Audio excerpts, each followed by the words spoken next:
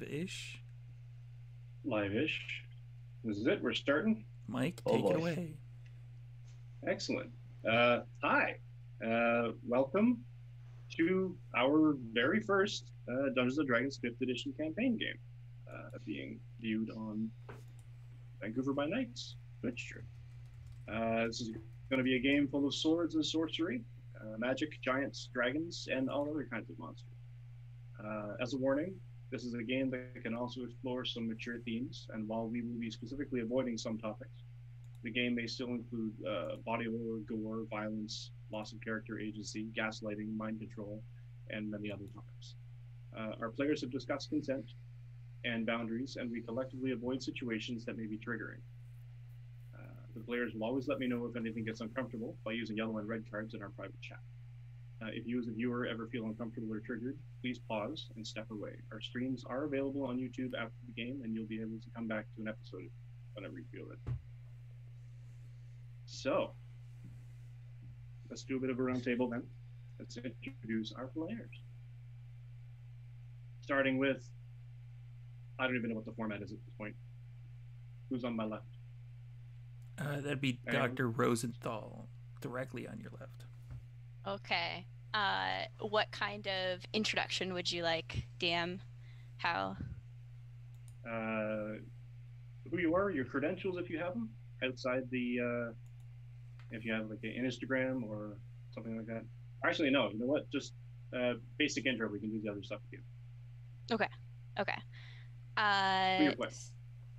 And then who I'm playing. Okay, so my name is Jacqueline.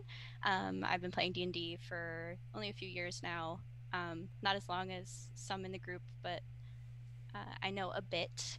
I am a biophysicist by day, crazy nerd by night, and sometimes the two will intermingle. So expect some sciencey stuff from me during game if I'm, get quote unquote triggered. But I'll be playing Dr. Rosenthal. He is a human wizard. He has not been adventuring before, so this will be interesting to see how he handles being out in the wild or being faced with danger. He's lived a very comfortable life, and so being thrown into this should be kind of fun and exciting. And he uses he, him pronouns.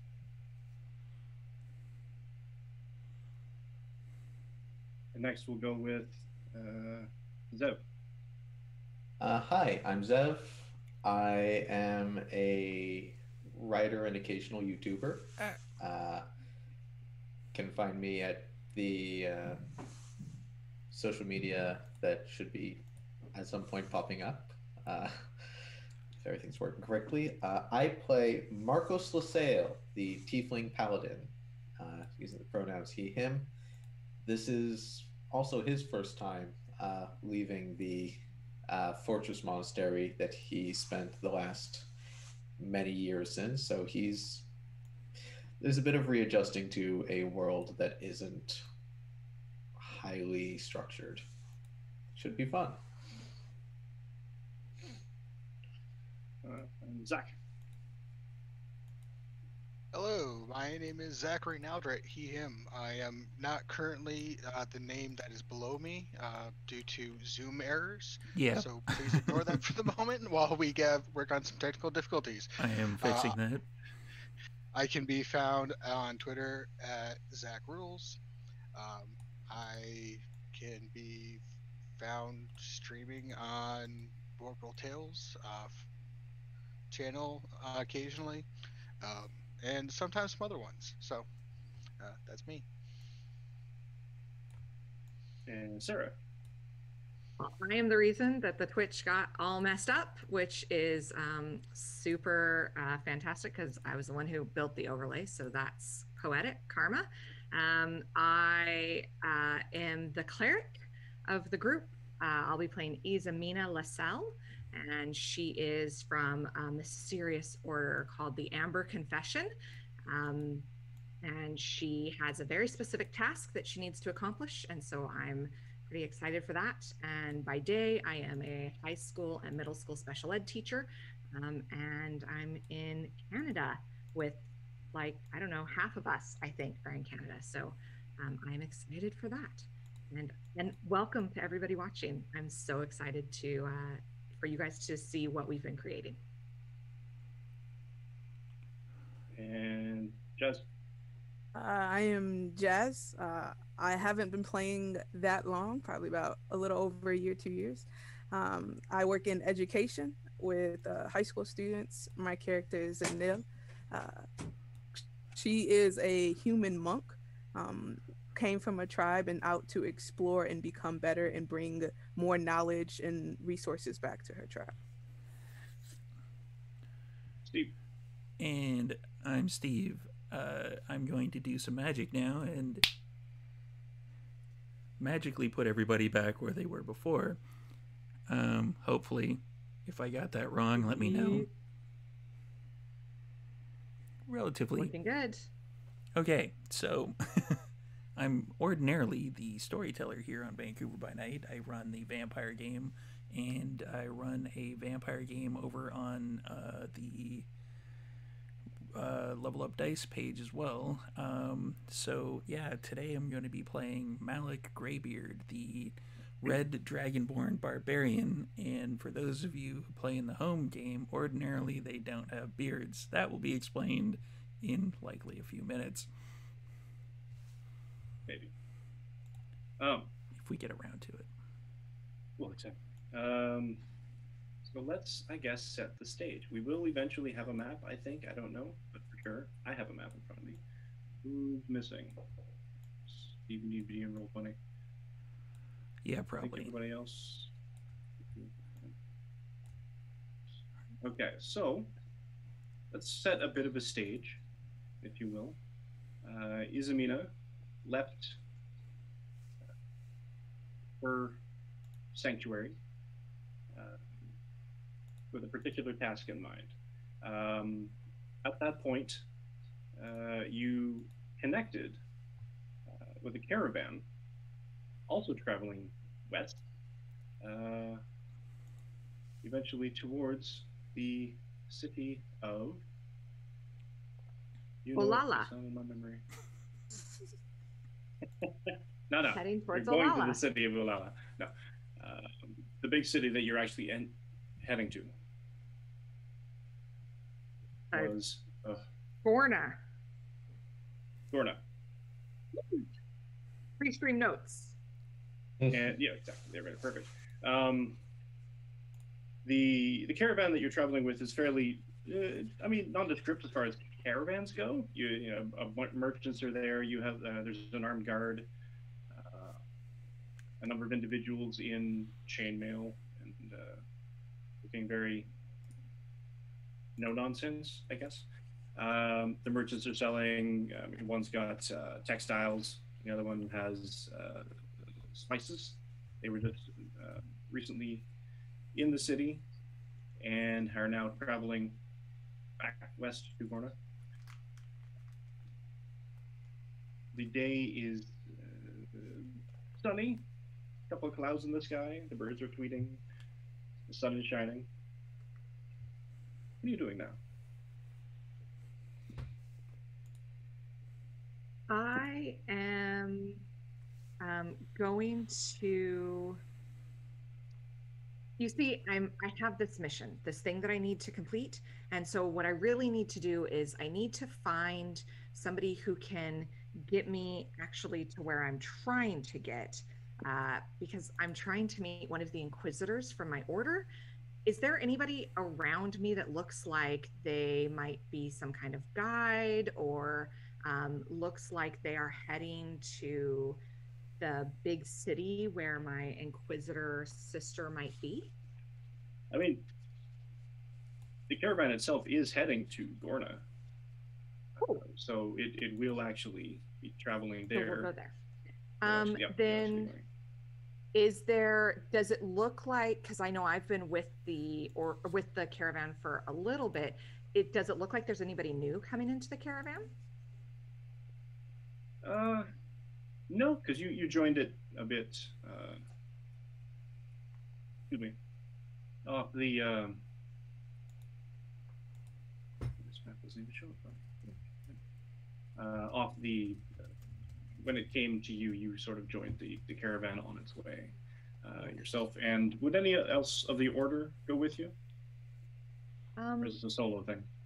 I think it's a solo thing. I'm trying to go find my mentor Inquisitor as part of my task. It's maybe not the first thing that I have to do, but do I have like all of the components and things that I need, or should I just take this entire first night of playing to do a solo shopping episode? Because I feel like that's where I should be going. No? Okay, wow. No, you have the, yeah. Then what I would like to do is just a quick perception check, just kind of looking around, just practicing for the first time, seeing if I can tell if there are any hints of secrecy, or if everybody seems to be fairly truthful around me. I mean, they seem to be truthful. What kind of behavior, what kind of shifty behavior are you looking for? Well, I'd be looking for, especially with anybody who looks like they're in charge of the caravan or senior leadership of the caravan. I'm not sure how big this operation is, but I'd be looking for anybody who looks like they may not have the best purposes. If they look like maybe they're a smuggler, if they look like as soon as we get out of the city, they're going to rob all of the people on the caravan. Like, is there just anybody who looks sketchy? Sketchy. Give me an insight check. First roll, you guys. I know, it's so exciting. First time I can roll a natural one. I'm so excited. Oh, that's not bad. That's a dirty 20, you guys. 15 plus 5. All right, 20. Most of the caravan, the merchants seem, I mean, honest and earnest for the journey. They're not. No one seems to be eyeing anyone else with a little bit of that sort of roguish hunger that accompanies, lifting a pocket or, breaking into something and stealing it. So no one seems. They all seem to be, I guess, relatively on the up and up. They don't seem to be eyeing each other's stuff in order to see what they can get away with. The guards themselves seem stoic and sort of like that sort of resolute, look, I'm just here to do a job sort of face. They all seem sincere. They don't seem sincere. They're not very, some of the guards are pretty transparent looking with what they're staring at and what they're not, sort of thing. But for the most part, they're not, no one seems off. The guard consists of a number of different individuals, different sizes, different races. There's a dwarf, a really solid axe. There's an elf conversing with a half elf beside him, sort of thing, while they're sort of taking a rest. There's a tiefling and a halfling, and they're both sort of doing their own thing. The tiefling, would I have known many tieflings before? Are they kind of rare in this setting?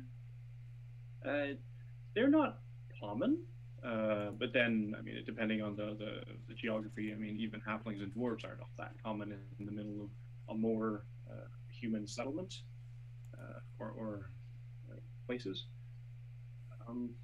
But the tiefling is sort of, you've seen them before, but they're not very common generally. And do they all look like they're part of the caravan? Are they coming with us? Yep, they're sort of dressed similarly. Okay. I think I'm going to just like double check and triple check that I've got my stuff. Like, do I have my airline ticket? Do I have my passport? I'm a little bit like nervous about, do I have all my stuff with me? Gonna check for pickpockets. My mom warned me about that. But if everything looks okay, then I'm gonna just prepare myself and get ready to go on to our next stop.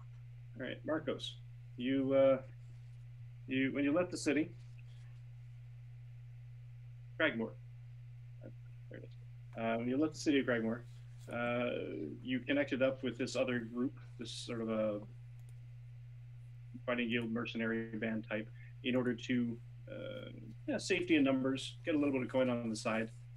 So you guys are preparing this, helping sort of guard the caravan, making sure that pickpockets and these other types, anybody sketchy, doesn't come around and like stab the merchants in the middle of the night and take all their stuff. You know, pretty standard guardsman kind of fare. One of the sort of pickups, because every now and then you kind of get another caravan or another wagoneer that would come along and say, "Can I join with you until, you know, turn off this next thing so I can get some of my, you know, crops to the market without being assailed by bandits on the way," sort of thing. So you're basically kind of like a police escort of sorts. Yeah. And in one of the groups that you picked up, there's this half-elf that came along. Armored up as well, but not part of any sort of mercenary unit that you're necessarily aware of, and wasn't hired. But at this point, you're all taking a rest. You're sort of making sure you're kind of wiping the oil off your sword, as one does when one, you know, takes care of their weapons and equipment. And this half-elf keeps giving you the side eye. Actually, give me a perception check. Okay. Actually, give me a perception check. Let's see if you actually noticed her giving you the side eye. Hey, this is just a straight D20. And Izamina, if you could make me a... That's a 14. What do you call for this one? Let's make it a...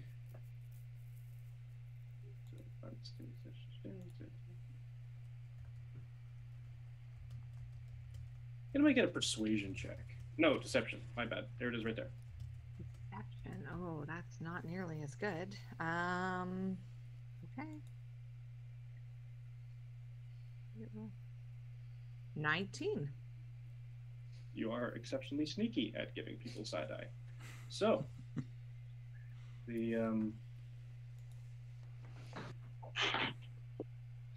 Marcos, you don't actually notice anything. You're wondering, you're keeping an eye on things in general. Got a great big tower shield strapped to my back and a very long bladed spear in one But hand. you do notice the half elf when she starts rifling through all of her stuff, almost like she forgot something.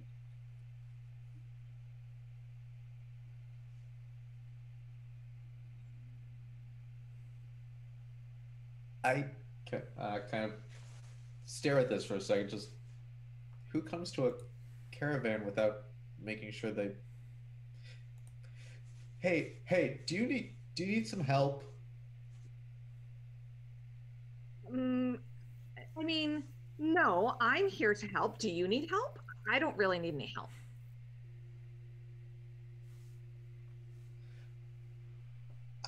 I just thought you looked like you might have misplaced something. Do I look like I misplaced something? Did I misplace something? No, I've got all my stuff. I'm pretty sure I didn't misplace anything. Like, I'm sure it's all here. I've checked a lot. Did you find something? No, I saw you digging through your bags like you'd left something 2 towns back. I don't even think I've been in 2 towns, but I know what you're trying to say. No, I think I've got everything. Just, ready to get on the road. Are you coming with? You're obviously part of the caravan. How long have you been to 2 towns? I've been here since Cragmore, so. Right. I don't know where that is. It's pointing with the spear. It's that way. Right. Well, are you going, and I'll point the opposite way. Are you going to continue on with us for a while? Or is this like your regular job? This is not my job. I'm just doing this for a little extra money while I try and figure out what I'm supposed to be doing out here. At this, she just kind of you can see some tension released from her of like, oh, I don't have everything figured out, but neither does anybody else, or at least not this guy. So, whew, that's, and like she just calms down a little bit. And she's like, oh, well, what do you want to do? Somewhere out here, there are scales that need to be balanced. And that's what I'm supposed to be doing. I just don't know where, and part of the challenge is figuring that out for myself. I know exactly what you mean. You know, Like, somehow I really think you don't, but I appreciate the sentiment. I'm just gonna like toss my hair aside, not like super, that was not the way that I tossed it, but like in a much less like flirty way, just like showing off my little emblem for my order and just like seeing if he recognizes it. Do I recognize it? Give me a history check. History. Okay, kind of decent at this. Look, if the dice fell off the desk and I caught it, do I have to go with the roll, or can I? Are you No, rolling? Roll it on the surface. Are you rolling it hand to hand? Like No, I rolled it on the desk and it rolled right back off the desk and I caught it. Like a slinky. He's got a slinky dice. There you go. For fuck's sake, you know what? I want a slinky dice. That's a 7. Huh. You have no idea what that is. I'm sure whatever that is very important. So, Zahanna, when you joined up with this particular caravan, it was a short ways back.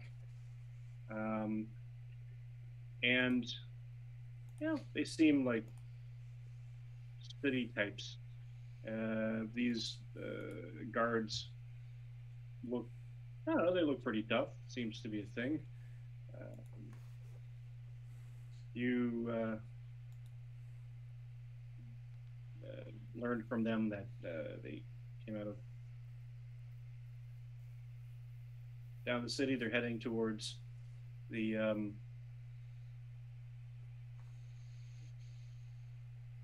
hit me again, Sarah. City Towards Gorna. No, are we in Gorna? We're heading no. towards Olala Yeah, that's right.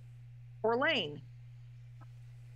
There it is. You're slowly moving. Let's pull up the map here. Sorry, guys. Steve, don't give me that disapproving look. Who said it was for you, though? Malik disapproves of everything. He just hasn't gotten around to you yet. All right. My roll 20 just closed. Wait 1 second. Well, on the plus side, D&D Beyond is back out. It is. Hey.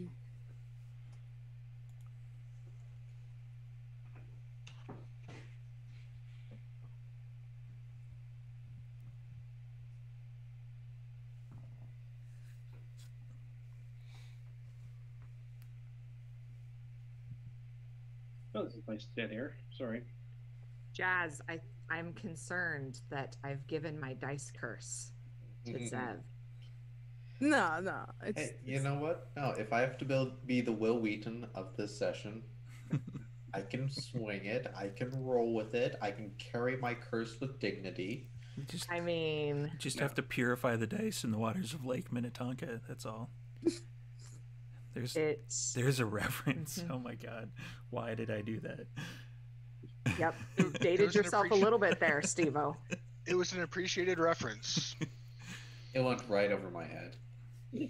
Oh, the youngins don't get it. They don't know the Aw. purple one. They don't. Okay, yeah, you know what? No, that's We fair. get it. We just I'm the- pretend not to. So y'all Exactly. feel a little superior. That's all that is. No, I legitimately didn't get it. Which I mean is fair. I'm probably the youngest person here, which is okay. Back in my day, we had to roll 3d6, and we liked it. We didn't have no fancy handheld hair dryers. You just stood in the wind tunnel. Went and you stood in a hurricane, and you got a big pointy piece of wood through your head, and you went to the town and you said, "Look at me, everybody! I'm a human shish kebab," and that's the way it was, and you loved it. All right. We are back up. Oh, good. No one had to hear my old person voice. Yes. So, you've actually been traveling for quite a bit of time, things considered. You passed through a town called Buxton's Crossing. You passed through Forage. You, Hannah, crossed paths with them when you were heading north from out of Willow's Bend, little hometown. And you've been with them. Now you just passed the day or so ago. You passed the town of Tamlin, and are heading towards the town of Orlane, a sort of sleepy hamlet that seems to have a quite a bit of a junction of many roads. And you've been watching this group for the past day or so, and it seemed like fairly normal. No one's robbed anyone apparently. No one's anything else. But these guards have been with them the entire time too. So somebody's paying them a lot of money. That might be cool to find out. But the interesting thing that you notice, give me a perception check.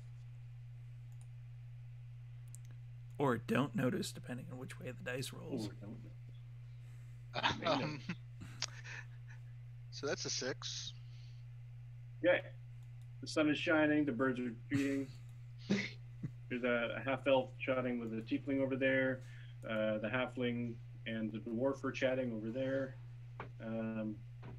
Spice merchant is sort of sleeping on a bunch of sacks of something. Absolutely nothing going on today. All right. Just kind of wandering around, being polite and chatty and saying hi and nodding and being over, gonna wander over, just be like, "Hey, hi, how's it going? I'm Sahana. What's your name?"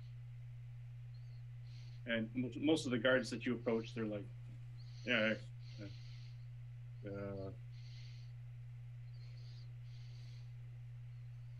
Edgar." Yeah, just worries. And basically, they start once they warm up a bit, they start chatting a little bit about, the pay is not that great, but it's better than being a bouncer at a bar, sort of thing. Do you get to see a lot of places and go and see a lot of different, cities and towns and villages and stuff that doing this? Nah, I mean, we just stick with the caravan. Oh. Do you want to see more towns, or do you like what you're doing? Is this a good job for you? Yeah, it's a good job. Yeah, cool. All right, well, Stick with the caravan. you have a great day. I'm just gonna wander off and kind of just bouncing around. And How is Malik traveling? You're traveling east. That's the way that the best knowledge that you had for the last whereabouts of your tribe, at least. The stories you've heard of them. You're traveling east along a road. And you've been traveling for a while. How are you going? You're just basically just trudging on foot? Yeah. Might as well just hoof it. So you're hoofing it. And you're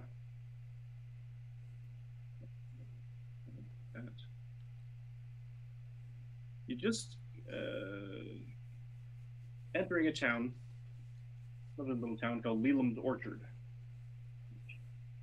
You assume is actually, you know what? I'm not going to have you assume anything. So give me an intelligence roll.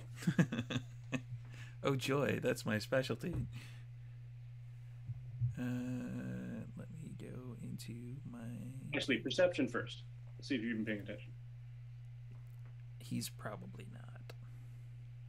Let's be honest. Perception.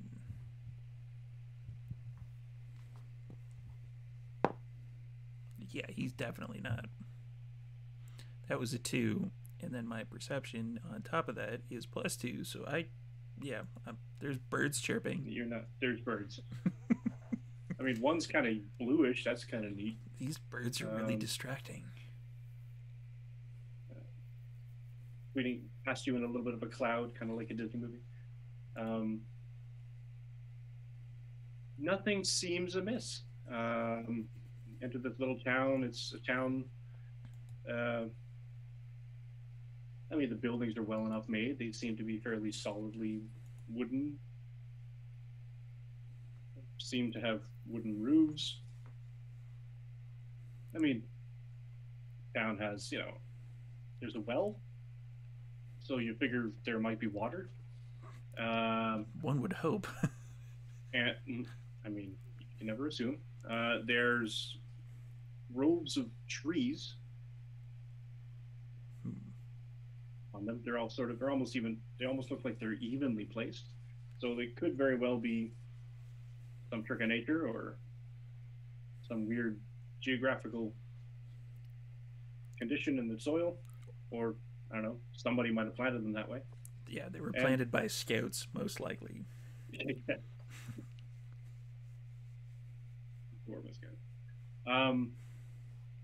And so that's an interesting phenomenon.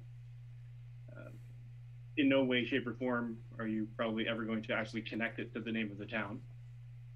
But we'll give you time, see if it happens. It won't. So the town itself is interesting. Walk in, looking around. Probably do it with like 7 windows at once. Zanel, as you came south, probably, or southeast-ish, probably a day or so ago, you took a bit of a rest in a town, Leland's Orchard. They seem to have decent provision. They've got, fairly obvious stock, agriculture for their name. And it was a nice little respite. You're wakening for the morning sort of thing. You're going through your meditative rituals. Where would you do that? I'd go outside someplace, either where trees are, so I can sit under the tree, under the shade, or if there's no trees in sight, just with the highest grass. There are definitely trees.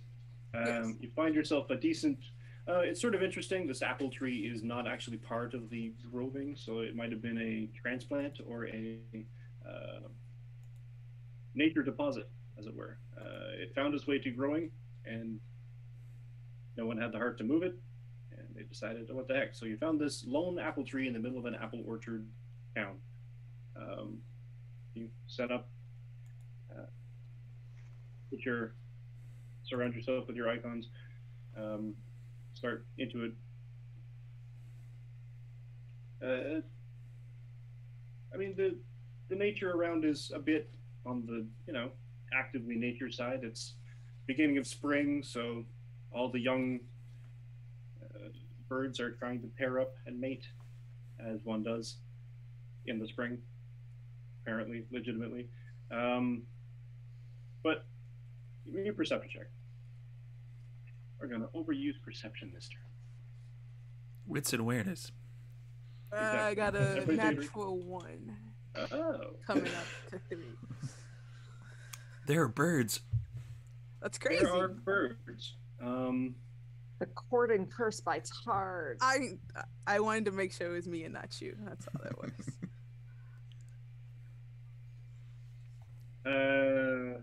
So there are, it's almost to the point where is kind of acted against you. You're either very good at identifying individual sounds while you're meditating, or they're all happening all at once, and they're just either way. You're sort of focusing there. Okay, now this one is there. You almost adapt it as a meditative thing, so you stop actually paying attention to the one before, and you find this one and tune it out. And what was your perception, Malik? Mine was like 4 total. Yeah. There are birds. There are birds. Give me another one. Another perception roll? Another perception roll. You're a sucker for punishing me. That's weird. I am a sucker for punishing you. Ooh, whoa, that's a 10. And with my +2 perception, that is a grand total of 12. That's practically a crit. Yeah. So you're kind of a little annoyed at the proximity of the birds, maybe.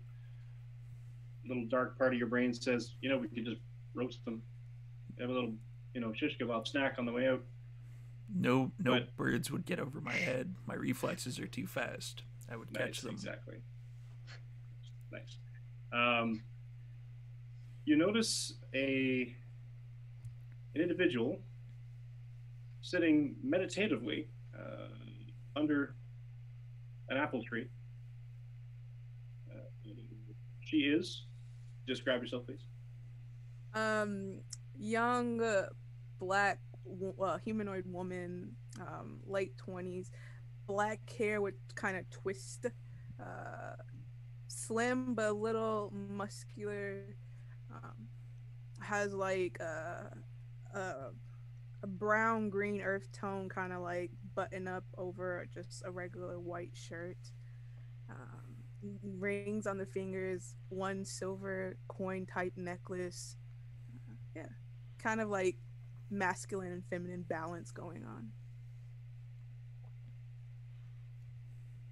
You notice the rings. Her hands are shiny. They got lots of little glitters on them, sort of thing. It's almost distracting, and it kind of pulls your attention away from the birds. Yeah, I'll wander over. And Zanel, you're now you're sort of focusing on the tones of each of the birds, and suddenly you get that starts slowly getting louder, and it kind of interrupts that pattern. Sort of, you go back to this bird, to that bird, to this bird, crunch, crunch, crunch, crunch, over to this bird, crunch, crunch, crunch, and it gets louder and louder, and then stops. Are your eyes closed? Yeah. So keep your eyes Okay. closed, and just say, "May I help you?" You have shiny hands. Open her eyes. Just the rings. Standing in front of you is a red dragonborn of this description. A very large red dragonborn that basically is just wearing like a kind of a tunic, who has like a gigantic maul on their back. And Oh yeah, and he has a beard, not Well, just any that's- beard, a long gray beard. a long gray knitted beard. Yeah, it's braided into like 3 that it's kind of like, and then tied together down at the bottom. Would I have seen a dragonborn before? Probably yes, in trade. You've definitely heard stories of them. Your grandfather would have told you about how they traded with a particular tribe, and they were honorable and noble, and all those sort of descriptors that grandfathers would put in. This one was very big, and this one had one glass eye, and they would sort of just trail on. And back when I knew about glass eyes, they da-da-da-da-da. And you'd kind of lose interest, but you kind of lodged in your brain that, yeah, there's people that stand on 2 legs and they look draconic. And your young mind is "Oh, that's cool," and you might have sketched one, and then your teenage brain was like, "Yeah, whatever, Grandpa, just pass the peas," and it sort of faded from memory. But it's sort of this seeing one sort of standing in front of you, sort of brings all that back and sort of the stories that your grandfather told you were true. She looks pretty shocked. She'll stand up. I've heard a lot about your kind. So you've heard of me. Great. I like the beard. Thank you. My mother made it for me. Can I touch it? If you want. I'll reach up and touch his beard. It is a. Would you know much about weaving? Nope. Probably a little bit. From what you can tell, I mean, from what you've seen in terms of knitting and embroidery and such, this is very well. Whoever made this beard spent a lot of time on it.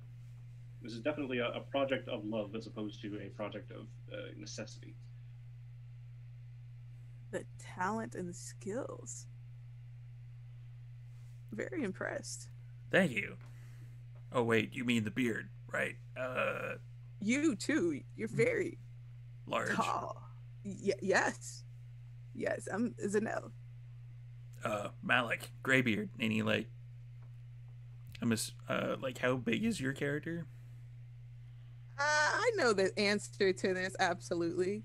Like 5'8", Yeah, we do. 130 pounds. Very. Yeah, Not he big. he would like kind of grip around your hand, like shake it like. "Argh." Okay. Need the wrist. What are you doing here?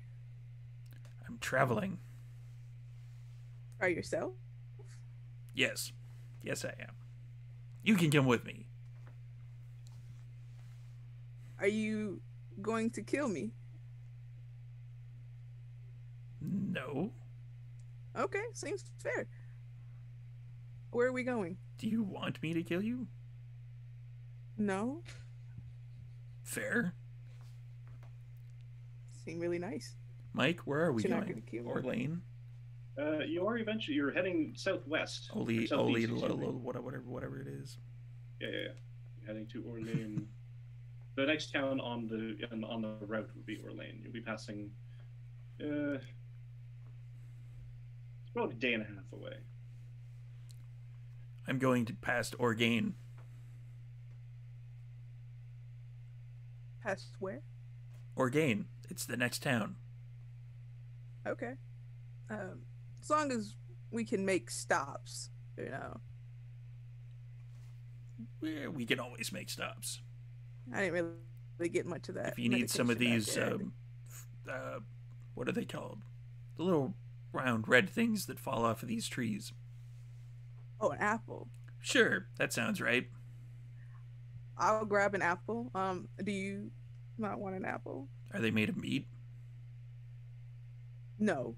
Then no. If you close your eyes, you can imagine the meat. You know, it has the crunch, and I'll take a bite out of an apple. Can I get It a sounds perception very check? juicy. Yeah, go ahead. Sounds very juicy. It sounds juicy, but See? I'm hoping I'm able to. Clearly, I am not able to figure out the difference between what sounds like meat crunching or bone crunching and a fruit crunching. This is kind of a. That is a grand total of 5. I mean, it could be meat. Yeah, I'll just take the whole thing and eat the whole thing. This is not meat. This is not meat. Imagine. Sort of. Remember, that's Sort of. It's fleshy, but it's not. It's. I have a fairly active imagination, and this is not meat. we'll find you some meat. Yeah, that's fair. And I'll take another bite of the apple. So this continues for about the greater part of the day, and come dusk, you encounter the junction, where north, if you were to turn, it would take you about a half a day's journey to Pale Tree, which is another larger town at the edge of the forest line. And when you come to this junction, there's a man, human male. No, I'm kidding. Okay. Coming from the north, from Pale Tree, or at least on the road, who looks like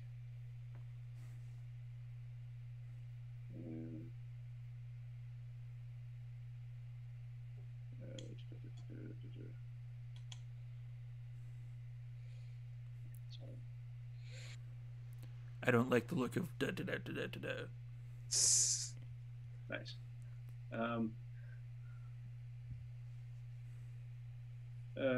Jacqueline, can you describe your character, please? Yeah. So, he's average height, normal build. Like he's not like super thin or like really large. He's wearing a hood over his head, so you can just kind of see part of his face. He is a dark tan color, with some kind of like a goatee-ish looking thing. It's not like a big bushy beard, but he's probably got a 5 o'clock shadow at this point. It looks like he's usually pretty well kept, but he's looking a little in the dumps right now. He's got like a very small backpack, and he's probably got his nose in a book at the moment. And his clothes are very upscale, but they don't look like they've been cleaned in a while. As if it might be his only pair. And so he's... Yeah. And your to your eyes at the coming of dusk sort of thing, as you come to the crossroad, meets the road that heads east to Ore Lane and west to Leland's Orchard, you see a black woman, a human woman, about 5'8", black human woman, excuse me, fairly muscular in simple monkish attire. Sort of, she definitely looks like she's monastic, for want of a better term, and a fairly significantly large red dragonborn. And they seem to be having an ease of conversation, if nothing else. With the conversation that you pick up on the wind, doesn't seem to be really talking about anything in particular. This still doesn't taste like meat. We will find you real meat. I got you. The apple's good though. You're really missing out. We should maybe find some like season to put on it, make it feel a little better for you. If you say so, but will it be meat seasoning? Sure, we can find something. Nature provides a lot. I like the way you think, small human. Thank you, large friend. When Rosenthal sees the Dragonborn, his eyes light up, and he addresses the Dragonborn in Draconic, and says, "Hello, mighty friend," in Draconic. So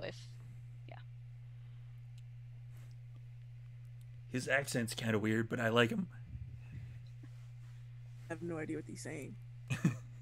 He said, "Hello, mighty friend," so I'm assuming he means you. Me. Yeah, absolutely. Hello. I say in Meccan common. he switches to common, and he's like, "Oh my, I've never seen a Dragonborn with a beard before." You're talking to him, okay. My mom made it. Your mom made it. I didn't know that Dragonborns took up such a wonderful task. where did she learn to do such beautiful work? Well, by that I mean my dwarven mom made it. He is visibly confused by this. Dwarven mother. Yeah. And he starts like scribbling this down as if like he's convinced that you like came from a dwarf. Tell me more. Well, she's about yay high, and he like puts his hand near the ground, like, yeah, she knit my beard. And how did this come about? How did she knit the beard? With needles. She had like needles, and she put them together, and they. Yes. Thank you for the raid, Untold Stories Project. I see.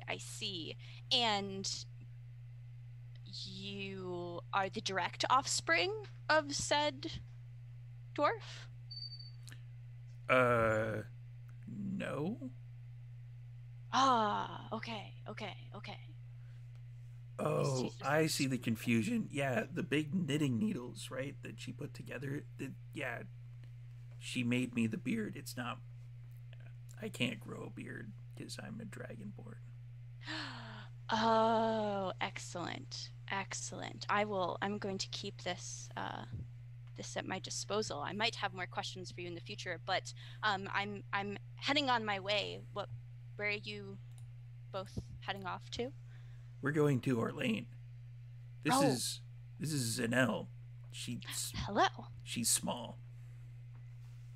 So are I'm you. not small, but you know, I'm pretty average. What are you writing? I'm just I like to keep track of all of the wonderful discoveries that I find, and a dwarf dragonborn is one of them. Am I not a wonderful discovery? You didn't really write much about me on there. Well, she's the one I thought you were talking about. I mighty. did too. She's mighty. Okay. Yeah.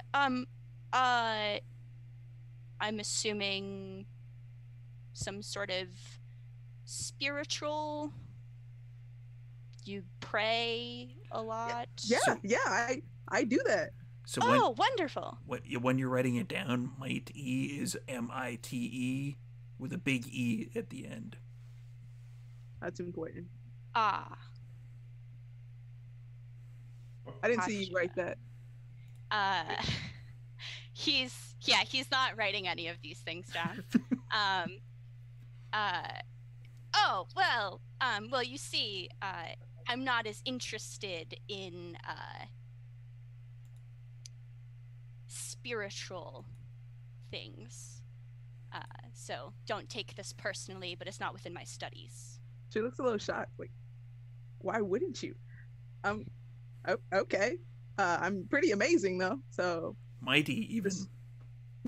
See? Even. He even said I was mighty. So I'm just. You might want to take notes. I just throwing it out there. Okay. And sorry, you mentioned your name, and I have completely. How rude of me. I am Dr. Rosenthal, and the both of you. That's Zanel with a big E at the end. Oh. And I'm Malik Greybeard. Because the beard is gray. Because the beard is gray, and he writes this down. Beard. Very interested in the bearded dragonborn. Well, yeah. I happen to be heading that way also, looking for some work, so could learn so much more about your mighty beard and your mighty Zanel along the way. No, the Thank beard. you for including me. My beard is average for a dwarf, but Zanel is mighty with a big E. You should write this stuff down. This an is average beard, okay? Average beard. But talent was made when that beard was made. Do you see the skills? And she'll reach up to the beard, like, and just twist you. It's very amazing. It's almost like hair. Can't even tell. Interesting. He lets you touch it. Do you want to touch You it? can't tell. It's very obviously, woven knit, but it's very artistically done. You can almost have little tendrils that sort of emulate hair, but not because it's wool. I don't think she wants to touch it. Rosenthal he's gonna kind of put his pen in his book. He's put his book under his arm, and he's gonna stare for probably far too long. And then he's gonna gently, like, touch just like the tiniest bit of hair, and then like pull his hand back, and be like, "Ah, yes, hair." And then he's gonna pull his book back out and. Like as you go to touch the beard, he like kind of snaps at you a little bit, like ah. That was good. That was good. I love it when they do that. Yes, just the tiniest squeak comes out of him when you do that. But he seems amused as well, as if he's trying to play along. Doesn't want to get eaten. Oh no, I wouldn't eat you. They were just talking about meat. Yeah. They were just talking about meat. That's true. That's true. Wouldn't want to be the meat. Right. We need meat for those. What did you call them again? The little round Apples. things. Yeah, those. Would you like an apple? An apple. Oh, that sounds lovely. I hand the half-eaten one because I don't have any more. Rosenthal accepts it. It's good for your body. We're gonna find meat season next. And he puts it in his bag. I'll eat that when we eat later. Yeah. She seems cool. He seems cool. Not mighty though, but yeah. They all can't be mighty. You are passable. Would you like to join us? Sure. Having a horrifying Wizard of Oz moment right now. So we're gonna link arms and like. But we can't go off to see the wizard if I am the wizard. Well, so exactly. That's the irony. that's the iron. Yeah. So we're just skipping around in a circle. Wizardception. The wizard is on a journey of self-discovery. There you go. The day passes, or the evening turns into night. Everyone camps down in their respective roads and the roadsides. Anyone who is staying awake on watch, mercenaries, or just random travelers, give me a perception check. For our little party as well, or just the other party? Yep. I'm assuming the party of three from Pale Tree is probably taking up some kind of watch. That's a 10. Or Rosenthal does not know what that is, and so he's just going to sleep like he's been doing. So He Yeah, doesn't 10. know what. perception or perception, yeah. okay. I actually rolled a 17.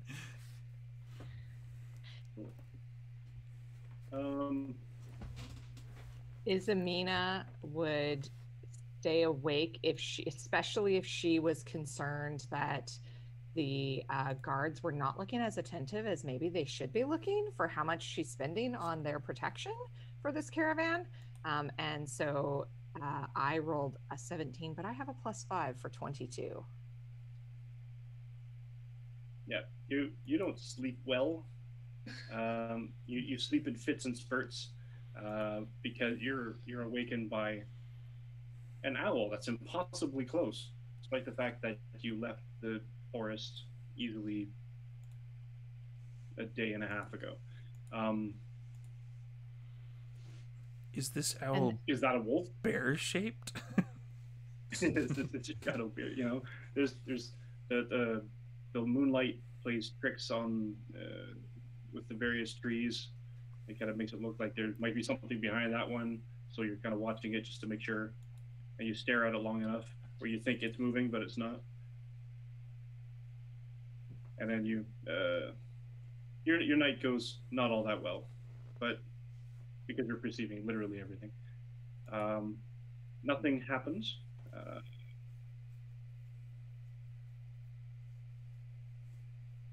In terms of Marcos, the watch that you take passes uneventfully. You don't really notice anything amiss.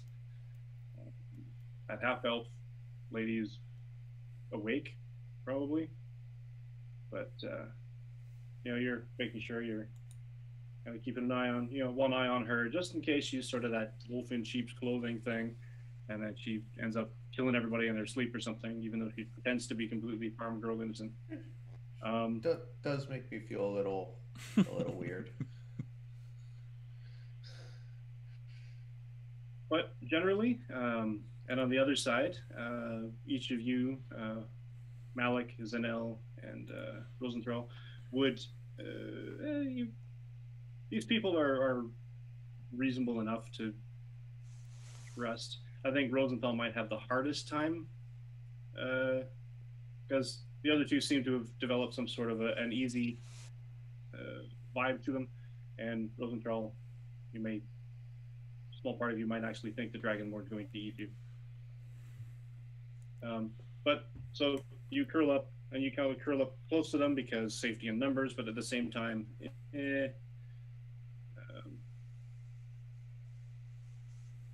and Malik and Zanel, you notice the rich beggar, for want of a better term, the wealthy vagrant, the fella in the wizard in fairly rich clothing, the non-mighty one. Let's just leave it like that. And when he sleeps close enough to your little fireside camp, doesn't come like it's almost like a half wild animal. He kind of sleeps just off in the distance, just at the edge of the firelight, just enough to get the warmth, but not enough to be there or seen all that well. Maybe I shouldn't have lit the fire with my nose. I thought it was pretty interesting how you did that. I think he should have just ate the apple. It's a It had handy some trick. energy. Is there any small-ish game around that I can get a kind of a bite to eat from? Make me a survival check. Survival. Can I help him? I mean, sure. Your family, your tribe has done its share of hunting. Yes. Take that, Will Wheaton. Natural 20. Nice. Total of? 22. Cool. We're having owlbear tonight. Ooh. Not yet.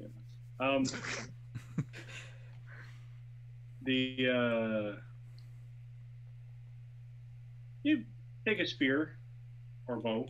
I don't remember which one you have. I have a maul. Yeah, that's going to be a bit harder to do hunting when you're traipsing through the woods. It's a tenderizer. Like an owlbear with a gigantic hammer. Yeah, I think trying to hunt down. I think I have like two spears. I think smaller spears. So you notice the tracks. Definitely, there are tracks. There has been game through here,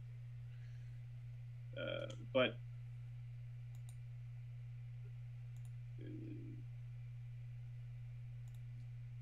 I mean, whenever you've carried them all, you've never really had that much luck. You figure it's just because there's just no game in the area. Because technically there's not. That's what I was figuring. Because it hears you coming a mile away and runs away. So, so then you point out and help point out tracks. Definitely a wild animals have been through here. Deer, most likely. Smaller rodents. And Malik seems to be paused, sort of struts and sort of shambles through the brush, brushing things aside, making not a small amount of noise, I guess, but at the same time, he's on a track of something. He's definitely, he's following these trails, but he comes back and he doubles back around, and it seems finds another one and follows it into the brush, traipsing through. He comes back again. There's no animals in the forest, Alec. Yeah, there doesn't seem to be anything here. I keep getting tracks, but they keep disappearing. So what do we do now? Do you want to try the apple again? No. That's fair. That's fair. Can we look up in the trees and see if there's like any birds up there? Nope. Oh. I mean, actually, give me a perception check. With my luck, it's still a no. 15. 15. We're coming While up. Malik has been moving around, A big old tracking 11. these tracks, while Malik was moving around, you caught out of the corner of your eye a couple of birds flying out of that tree over there as he was sort of traipsing towards it. So it's not a far guess to figure that the reason that there are no animals in the forest is because he's traipsing through the woods at night with a giant hammer. I feel like the next time we have to be a little more sneaky with it.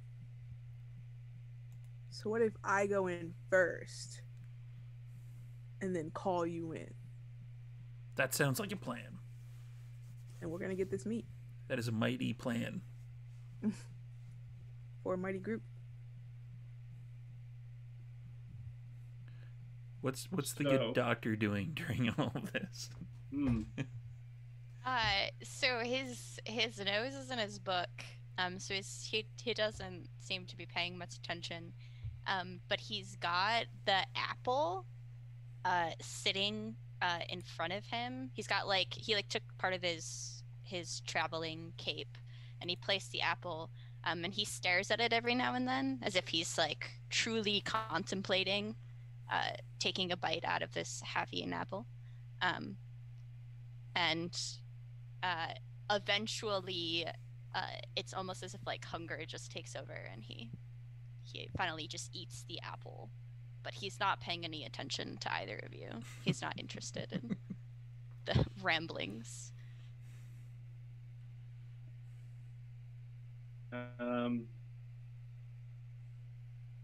So Zahana,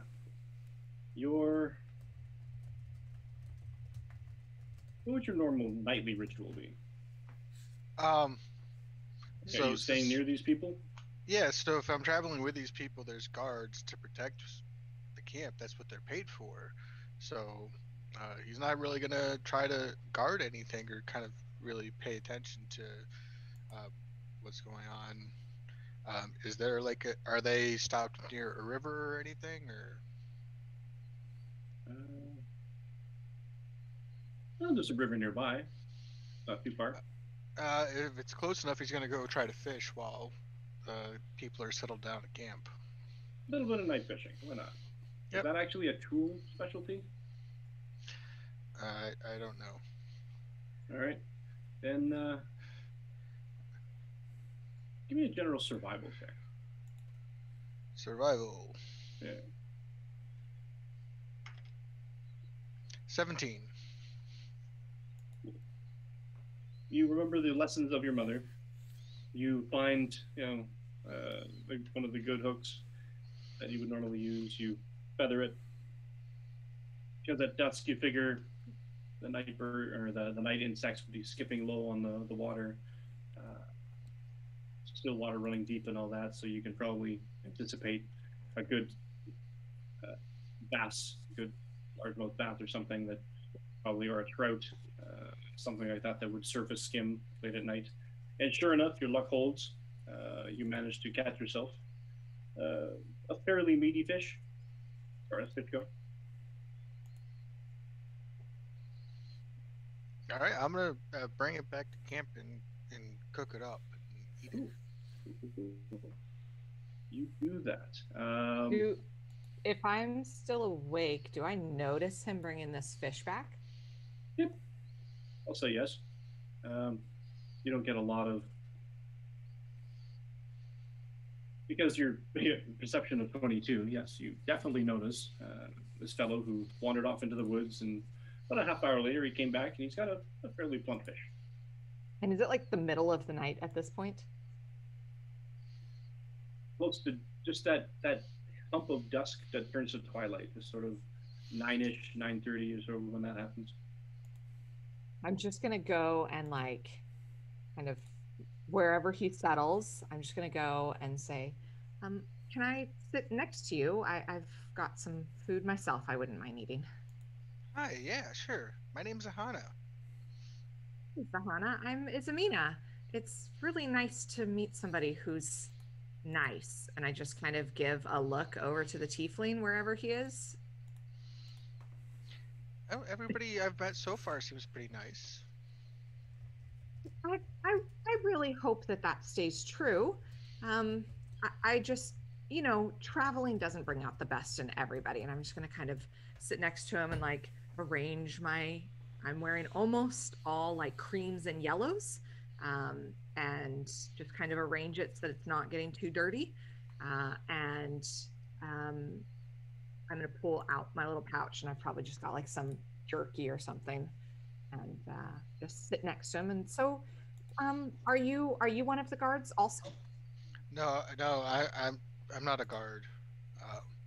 They just kind of said I could come along and hang out and see stuff. So that's what I'm here for. That's really exciting. How many towns? I guess there's been more than 2, is what the other guy said. How many towns have you been with the caravan? So Mike, where are we now? I opened it over to 1 sec. You are, if you guys can see the map, basically you're 3 dashes or probably a third of a day just southwest of Tamlin. You're right at the river junction of the road. And we're heading towards Orlane or away from Orlane? And you're heading towards Orlane, which is about half a day's journey after you start moving. I just joined up in Tamlin. My family lives in Willow Bend, and me and my dad were bringing stuff from the farm to Tamlin to sell, and we saw the caravan, and I was like, hey, that looks fun. Dad, can I go? And he said yes. So here I am. Wow, that's really exciting. And you just picked up and left. Well, I mean, it's something that I've always wanted to do, and my dad said that there's not really much need for me on the farm anymore, and Mom's always said I could do this, and so. And if you don't mind me asking, do what? What are you gonna do? Are you just gonna travel with the caravan? I'm gonna see the world and do stuff, adventure, and help people. Help people, yes. Helping people is totally what people should be doing. I totally know exactly what you mean. And she's just going to give him like this big smile, very friendly, not like ulterior motives. But I'd like to do an insight check to see if he's telling the truth. Absolutely.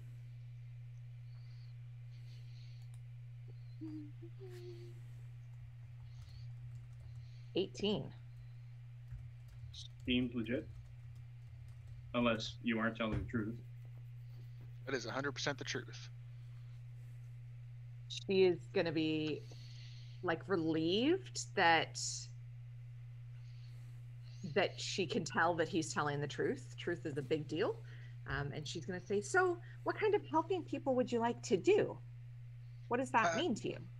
I don't know. So, um, back home, it was really just kind of like helping my parents on the farm, um, and sometimes there would be like merchants that me and my dad would, or me and my mom, sometimes both of them, we would help them travel, between Willow Bend and Tamlin, and uh, sometimes it meant helping people build stuff, and sometimes it meant helping people who couldn't go and get food and to go hunt for them and stuff like and fish and you know stuff like that.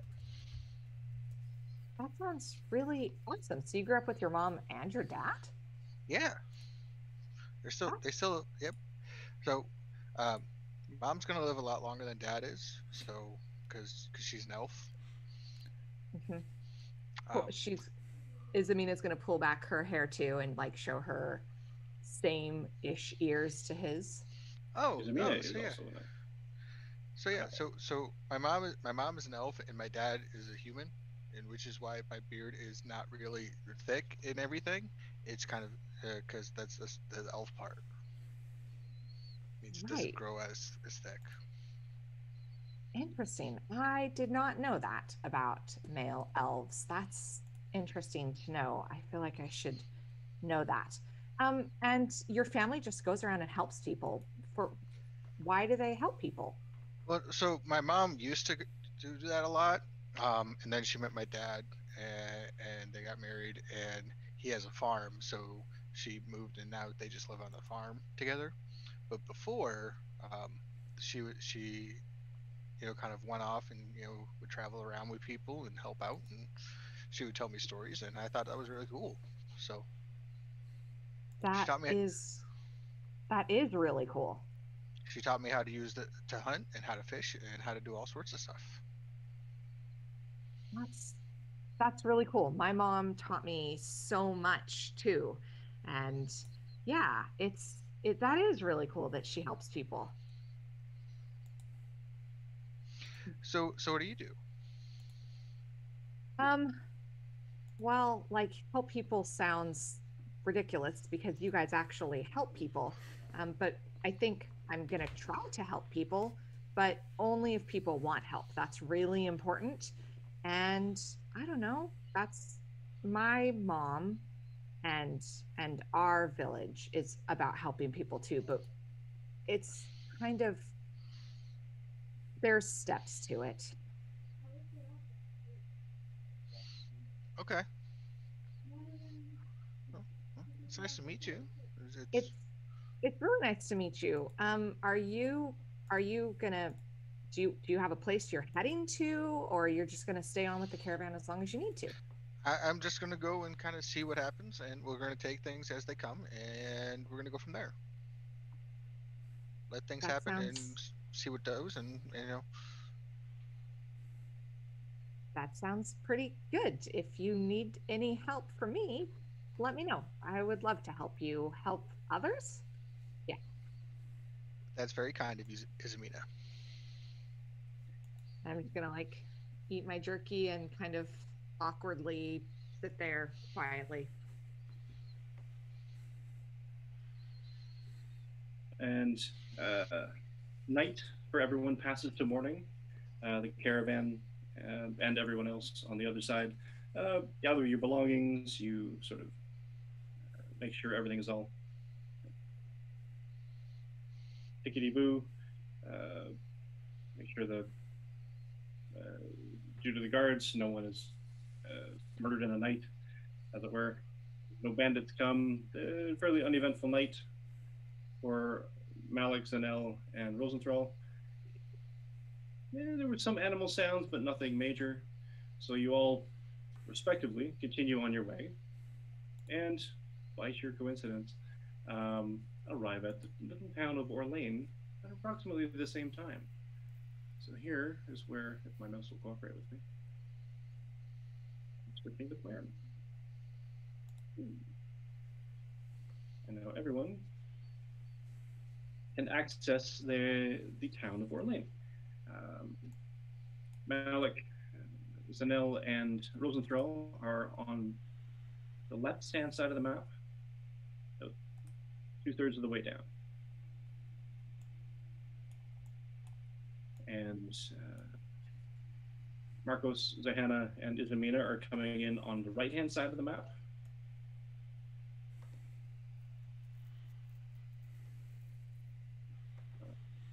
Probably also about 3/4 of the way, 2/3 of the way down.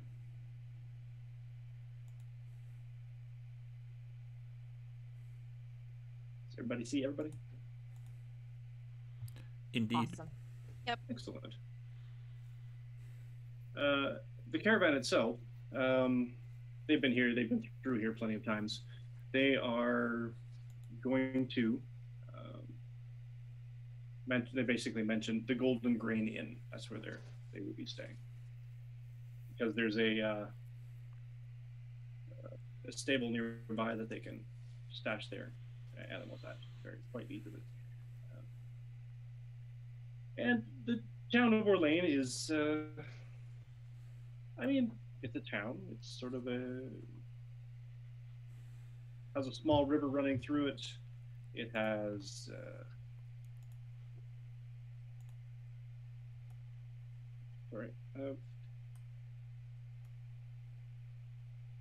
wood houses of various, not too different in quality. They're all farmers. They're all a small town mentality. There is a blacksmith. There is various horseshoers and things like that. There's a Fletcher. The thing of note in this particular town is a temple to the goddess of the harvest, Malik. And it's fairly sizable. You can see it up towards the north if you zoom out the map. And as you move southwest, excuse me, along the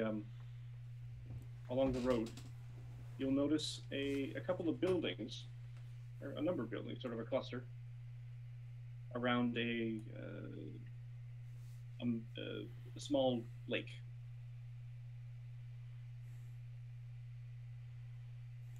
What do you do? The farmers themselves, the ones that are in the fields, seem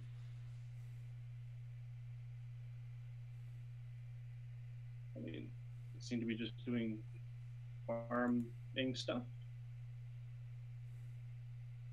But each of you make me a perception check, please.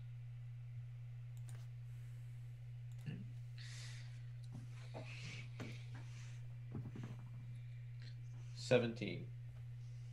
23. 14. A non-nat 20. That's a big old 10. 13. So Izamina definitely notices, and Marcos, you said 17? Yeah. Yeah. The two of you definitely notice the doors and windows of a building. Looks like a farmhouse, but it looks empty. It looks like it's been cleaned out. Sort of like one of the building or one of the houses at the beginning of Fallout 4. You know, it's just completely gutted, completely empty. The doors and shutters are swinging freely on the buildings, and you can almost see even a bit of the roofing has collapsed in on the one corner of the house, shining light and shining some daylight into the inside of the house. But there seems to be no one and nothing in the building. Huh. That's not right, is it? Further down the road. For a little farming town like this? No. No, that is not. This building It's here not just right. to the south of the road. I'm gonna point out to my new fishy friend and half elf buddy Zahana that this abandoned place. Is there anybody on the road that are around us from that looks like they live in the village that or is nearby? There's a man in the yard here. He seems to be he's tending to some cleaning task, shoveling dirt. He looks up. Excuse me, sir. What happened to who lives in that house? And I'm going to point to the house.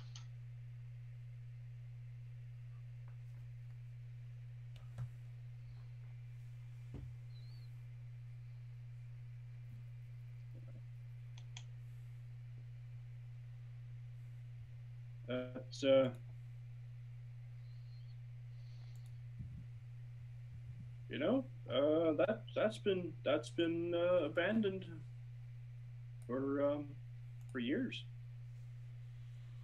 Why would someone abandon a house?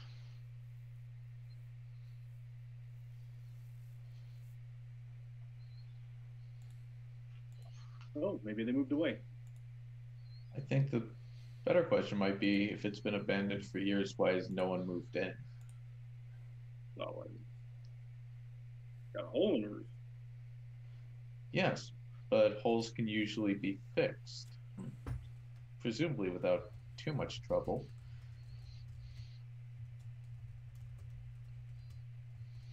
I mean,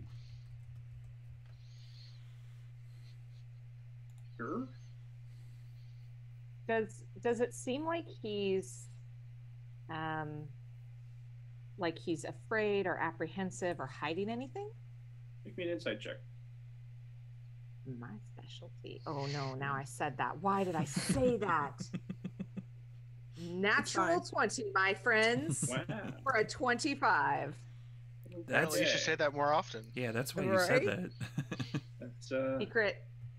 It's like I need to remember what the verbal and somatic components to that were. it's like rubbing the dice for luck. You're like, You reverse psychology your dice. move you guys just a bit further down to, because I figure you're not yelling at him from like 90 yards away. hey, Listen. Why is this house empty? Wait, are you telling me we weren't communicating psionically? Right? Wait, were we all supposed to pick Psi Knight as our class? He's lying. Everybody's a Kalashtar. He There's blind. something about this guy. He's just, I mean, it's just a little narrowing of his eyes. Maybe your spidey sense is tingling. There's something up about this guy. He's definitely not forthcoming with all of the possible truth that he possibly could. I'm going to take a step towards him and smooth out the tabard in the front that's hanging in front of my armor. Just as like a reassuring, almost like, Captain Picard tugging on his tunic. Like it's just the thing that she does. And she's going to step forward and I'm going to say, "Sir, I really hate to be a bother. We're just wondering if everything's okay. And if not, there's more than a few of us who would be happy to help if you need any help from us." And I'm going to try and persuade him into telling me what's going on.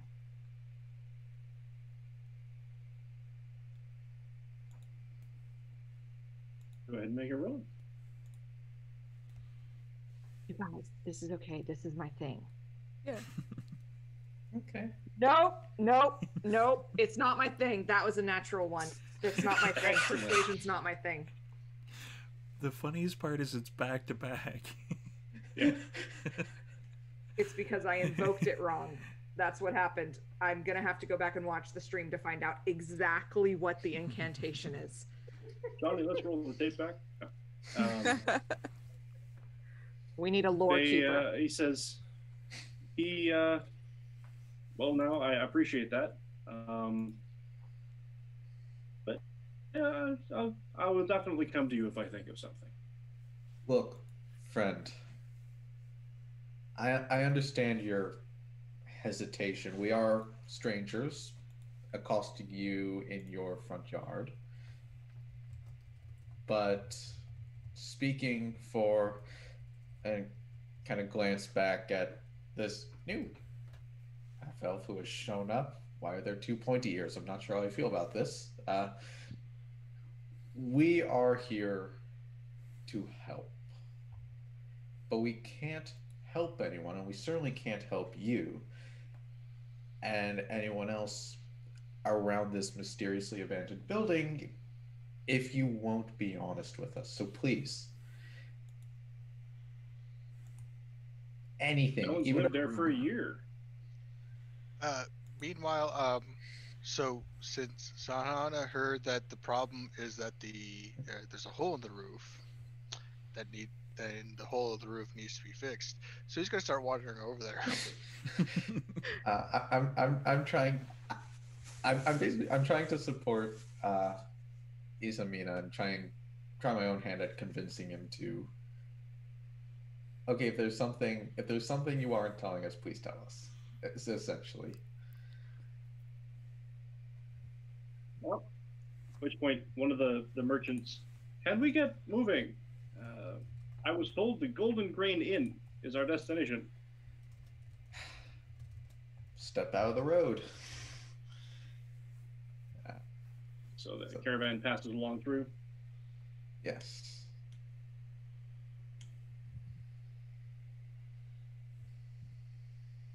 And farmers, no, I mean, it's been abandoned for a year. I don't know what else to tell you. I'm just gonna glance over at Isamina with kind of a should I believe him look? Like, should I be taking him seriously? Or is this are we being fed a line of shit?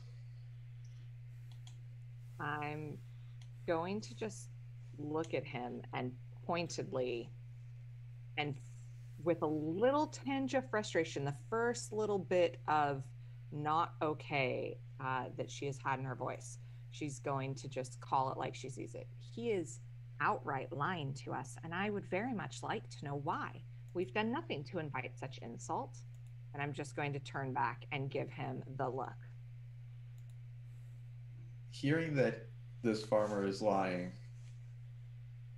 I don't like lies. I never have.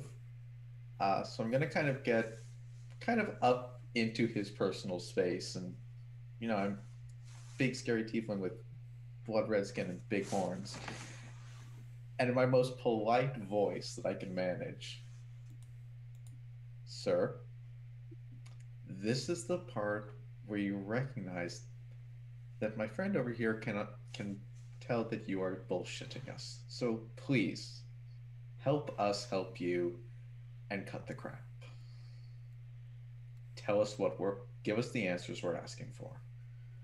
And just as he took a step away from me, I just reached out and put my hand on his shoulder like a, yes, please be a dear and take care of this. And I'm going to cast guidance on him. Okay, I don't know what that does.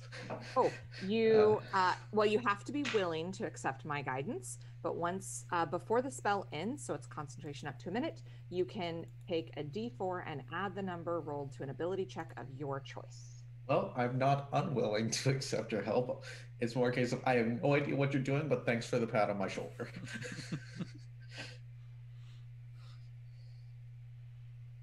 And at that, It's one of those spells where it's like, it doesn't say anything about being completely and utterly indifferent.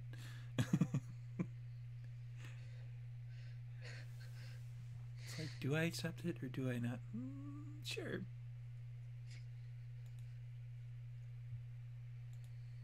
It can literally be I have no idea what's going on, but I appreciate it. We seem to get off on the wrong foot, so I'm very glad you're patting me on the shoulder. I think this is an improvement. We found our connecting point, and we're just gonna ride this thing out for a little bit and see where this takes us. He We're bangs gonna- on the window.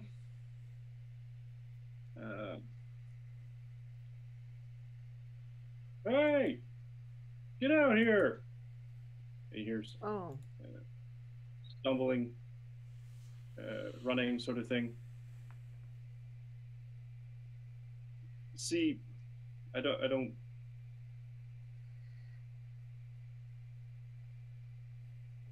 I don't appreciate the threat. Okay, I've gone past politeness. And two other fairly burly farm or types come out. Who's that guy? Who are these people?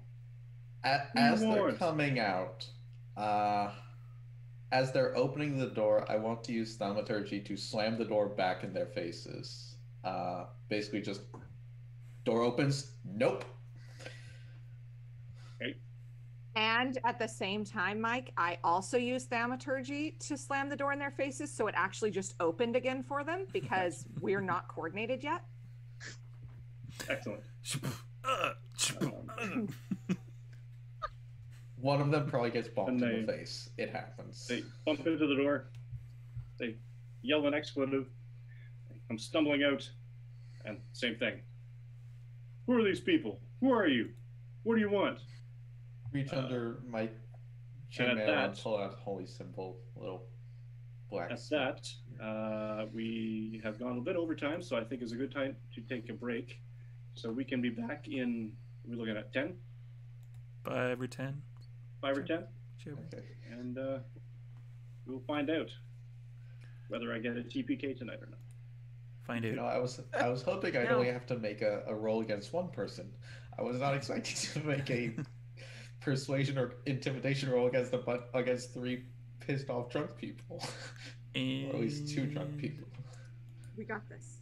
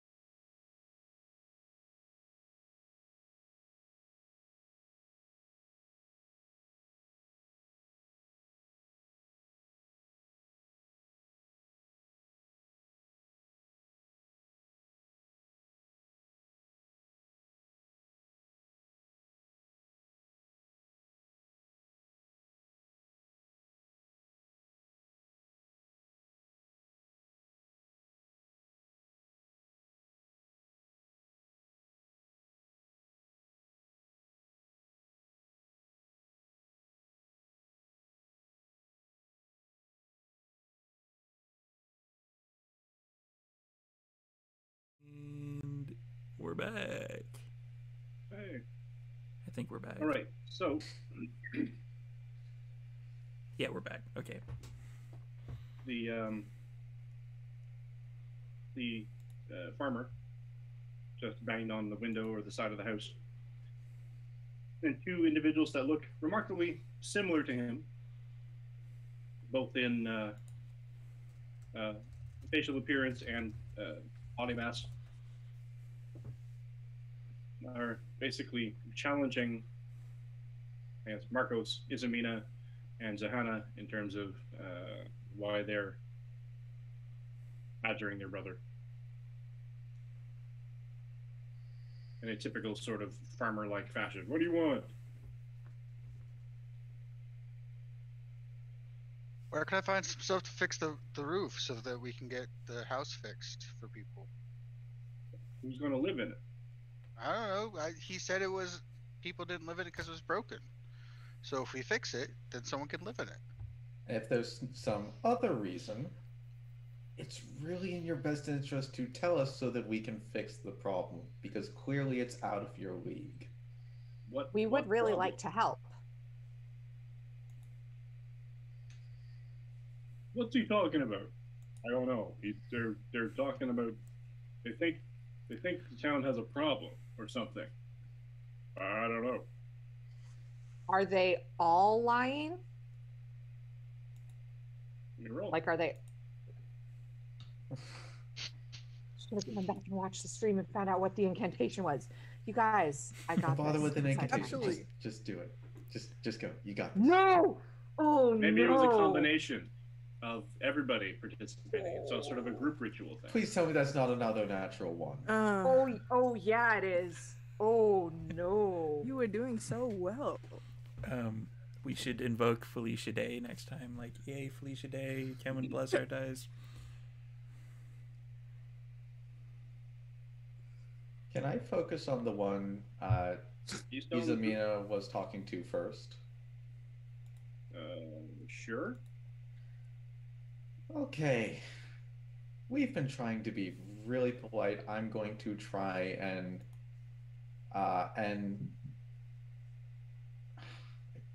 this could go so badly. I'm going to try and intimidate him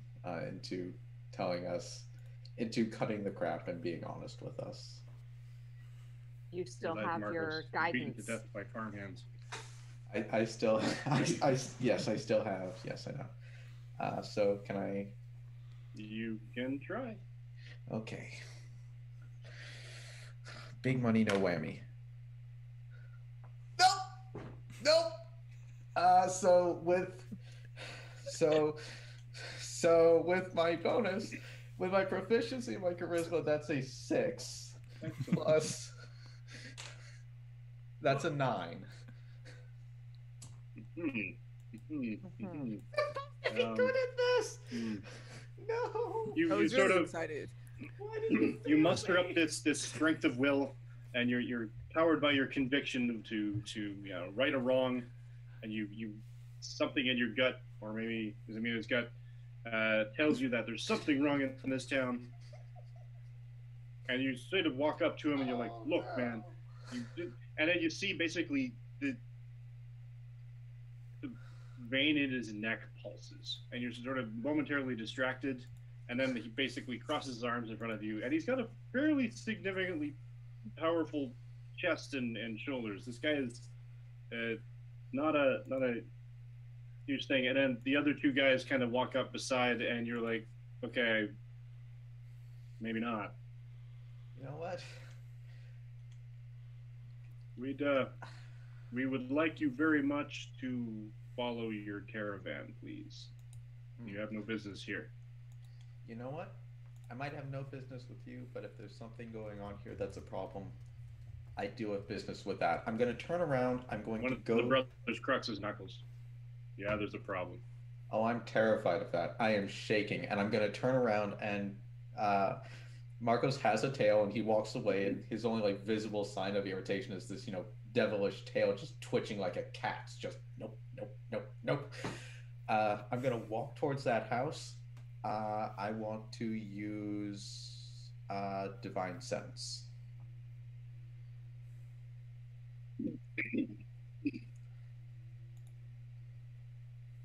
What are you looking for? I am looking for. It is. I can open my awareness to any celestial fiend or undead, as well as anything within that has been consecrated or desecrated within 60 feet. Yep. What are you looking for?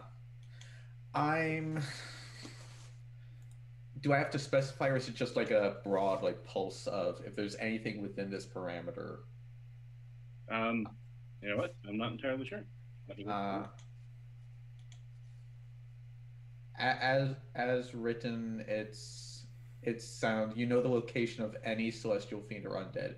So you know the type of any being whose presence you sense. Nothing. You sense zilch. There are no undead presence within 60 feet. No celestial fiend. No consecration or desecration. Huh. I'm gonna check out the house to see what's wrong with it, other than the hole in the roof. It's just a decrepit house. Just decrepit enough that there's a hole in the roof. Is it reasonably repairable? I mean, probably.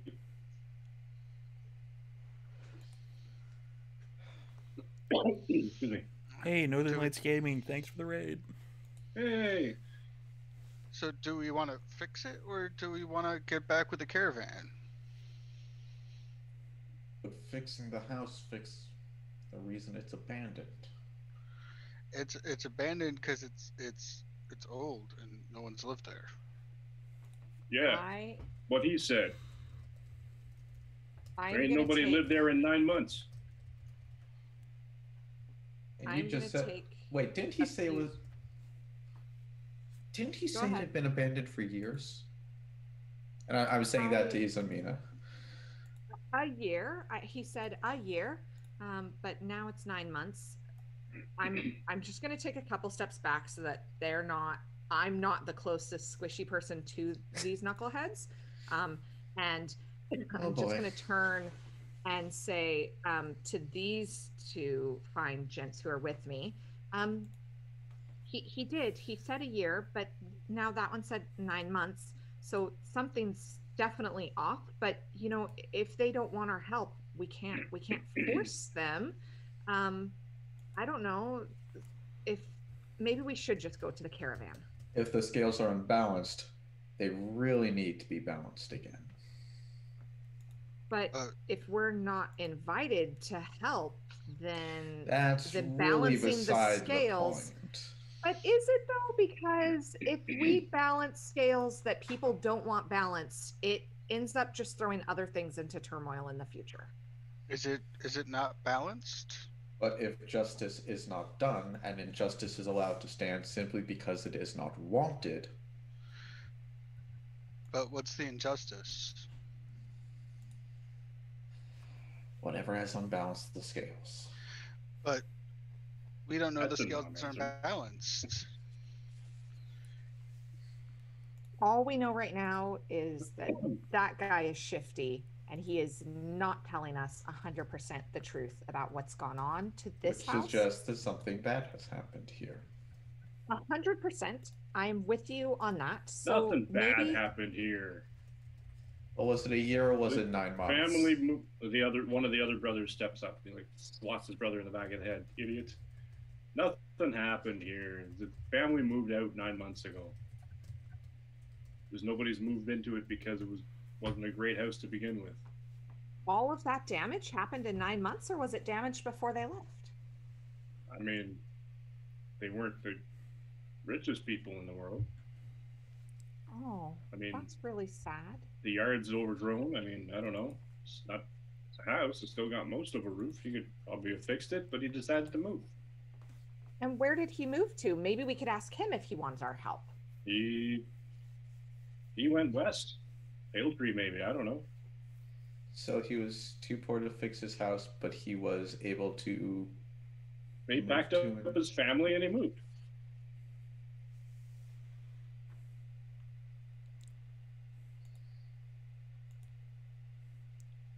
I appreciate that you're being more polite about this. I'm still not entirely sure I'm buying it. I honestly don't care that you're buying it or not, friend. I suggest that you move along because you have no business here. And his grip tightens around the hoe that he's leaning on.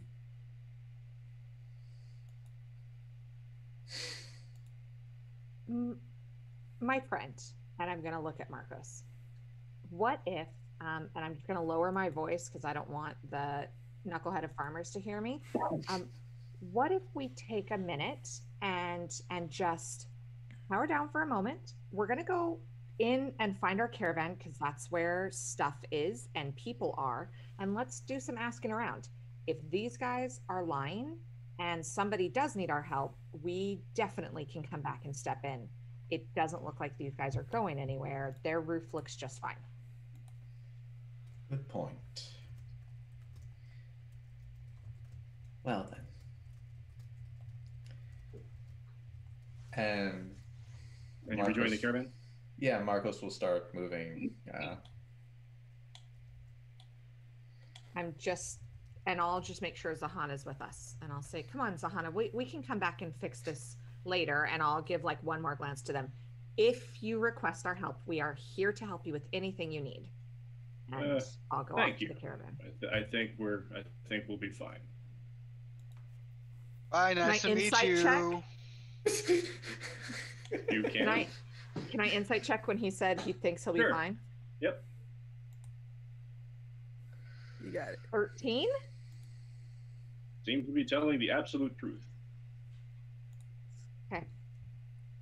So I'm moving you all the way west as you join the caravan at a building.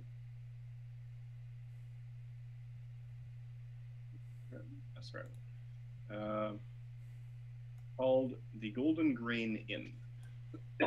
Now, to our other crew, you come into the outskirts, I guess, where these parts of houses are, and what were your perception rolls, possibly? I didn't write them down, unfortunately. Oh, mine was 10. Yeah. Oh, mine was a non-nat 20. Right. You notice, especially Rosenthal, that as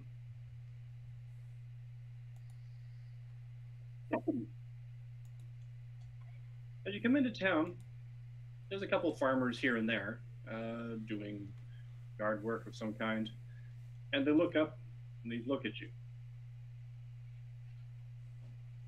They watch you as you walk by, and you slowly move along the road.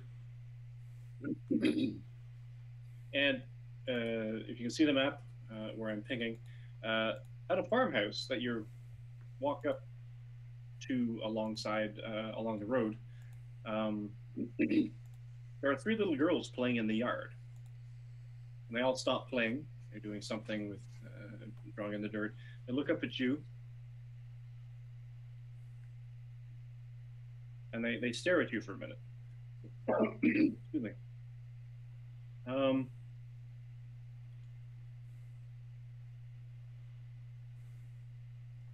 then you hear a no, and a younger or an older girl, probably mid-teens, comes out, runs out to the children, sort of wraps her arms sort of around them, hustles them up, and basically drags them back towards the house. Yeah, I get that a lot. Oh. No, we're all strangers. That's it. It's the beard. Well, it's a good beard though, so they probably don't want to show theirs. I think that little girl had some scruff under. Think it's intimidating. That's probably what it is. Maybe we can get some meat. That's a good plan. We should look for a tavern. All right.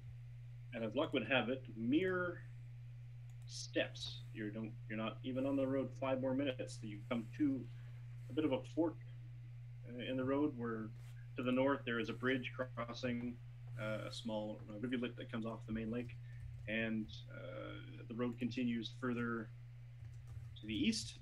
And it's just as you get there, there is a couple of wagons being parked behind the building, some horses being unhitched, and a group of travelers, maybe 8 in total,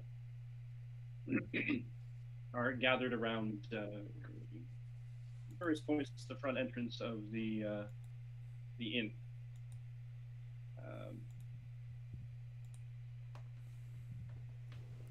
You all see each other. Those who were traveling with the caravan, you notice a bit shabby chic, if you will, human male dressed in fine-ish clothes that have seen a lot of road weather. I believe it's referred to as derelict.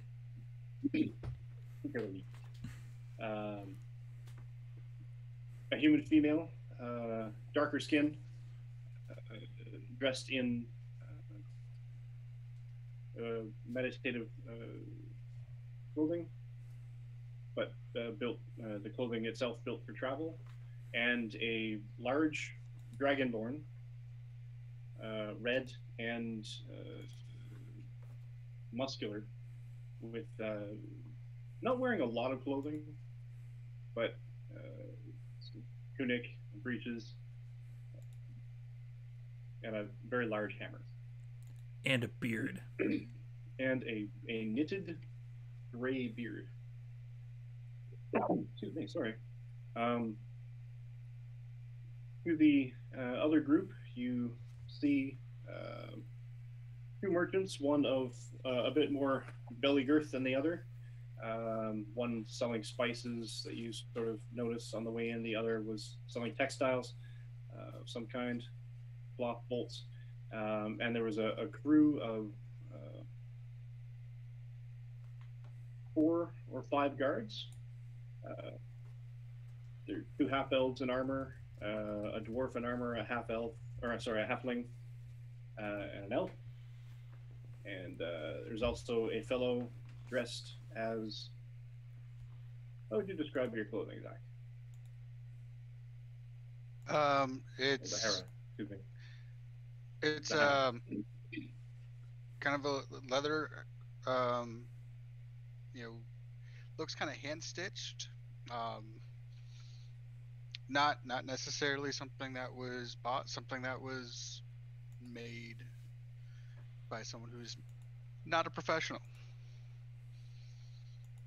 It's functional, just doesn't necessarily look good.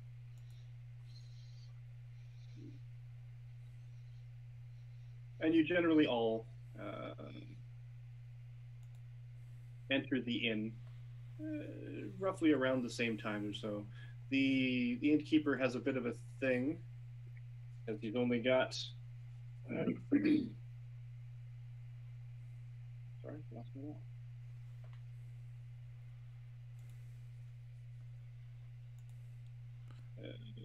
1, 2...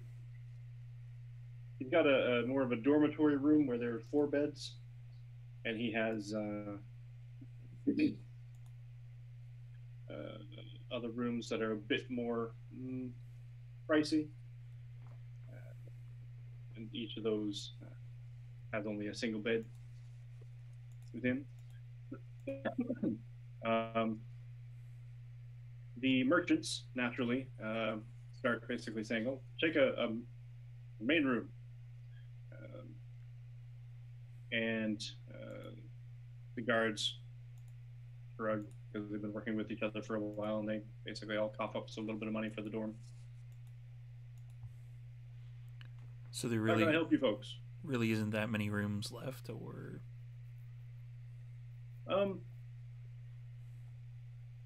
There's another room with 2 beds. And she says, well, if you guys want to bunk up, I can put in extra beds in the rooms. I'm gonna have a huddle with my crew. So, same room, different rooms? Same room. Let's do this. And did you get a price?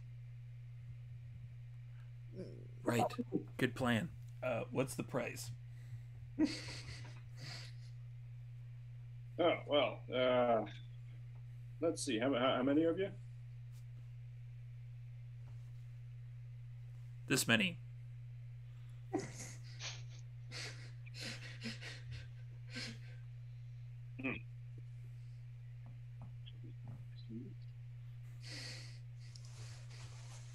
I think is in the place handle.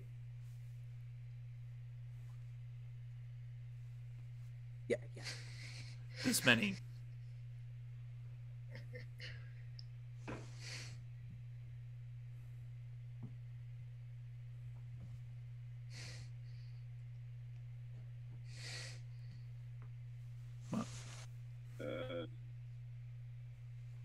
Let's see. I counted this many times.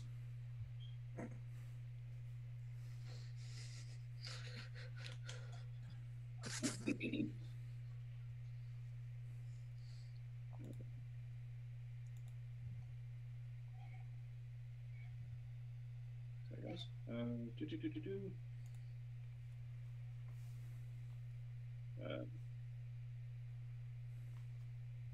2 gold each. All right, I'll slap down 6-year-old. Oh, well, thank you. That was sweet of you. Yeah. You aren't as mighty as I am. Well, she is.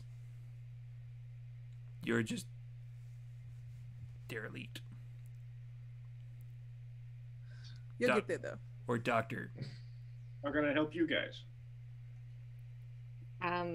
Can I? Was it legit 2 gold each, or does the? Sorry, guys, this is like the thing that she does. Izamina is after the truth. Is he being shifty about it, or is it legit 2 gold each? I mean, make a roll. In pursuit of the truth, we have found our haggler. 11. I mean, Is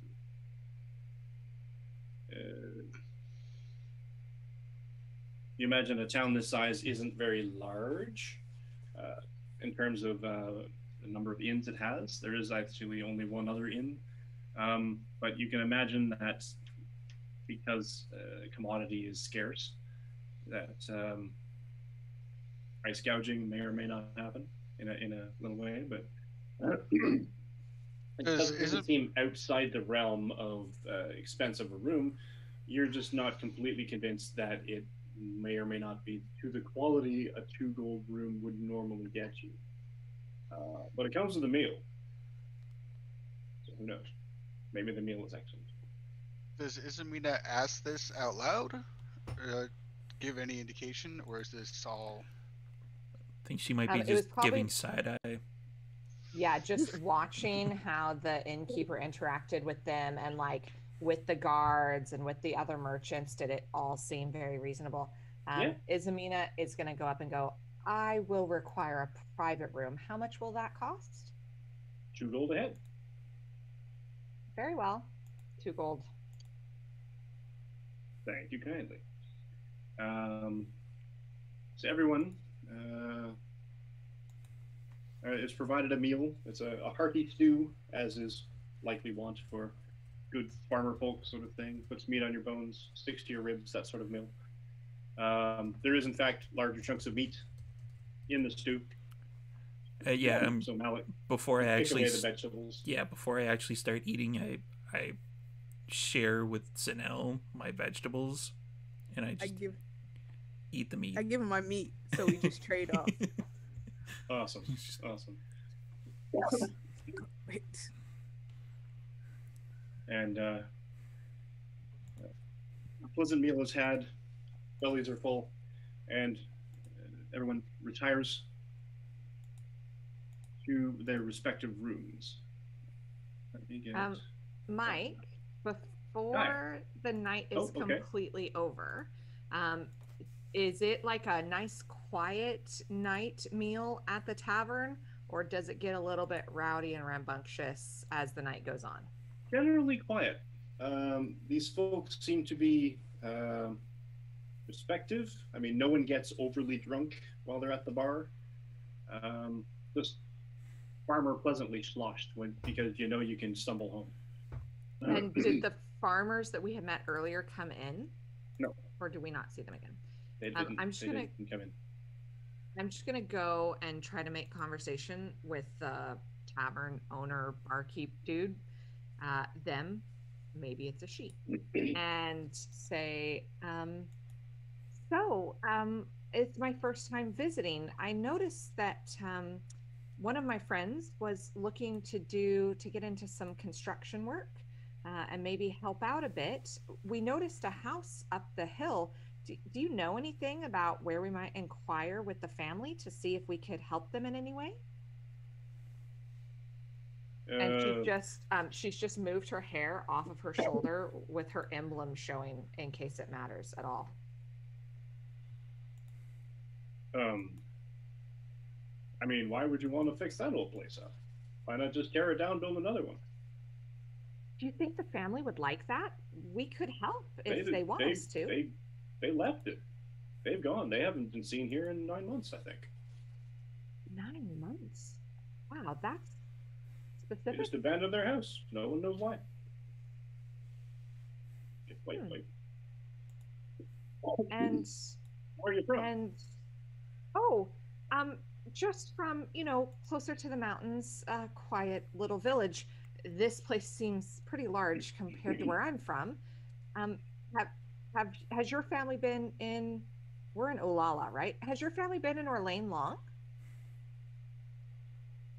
Oh yeah. I and my wife, we moved here 35 years ago. Sons, lots of winters. It's a good time. That's fantastic. Do most people live here that long? Do most families go back a while? They'll die in the fields. Lots of generations come and gone here now. So it's kind of weird that family just picked up and left, right? Well, some people come in.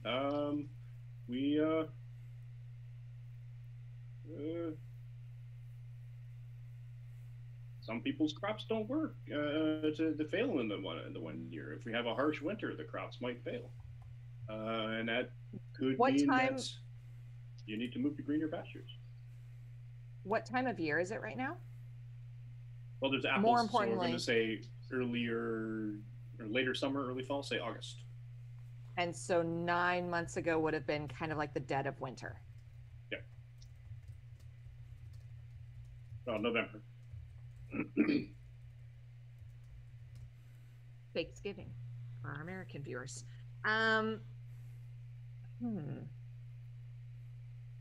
Does to Black Friday sale. Got trampled and never came back.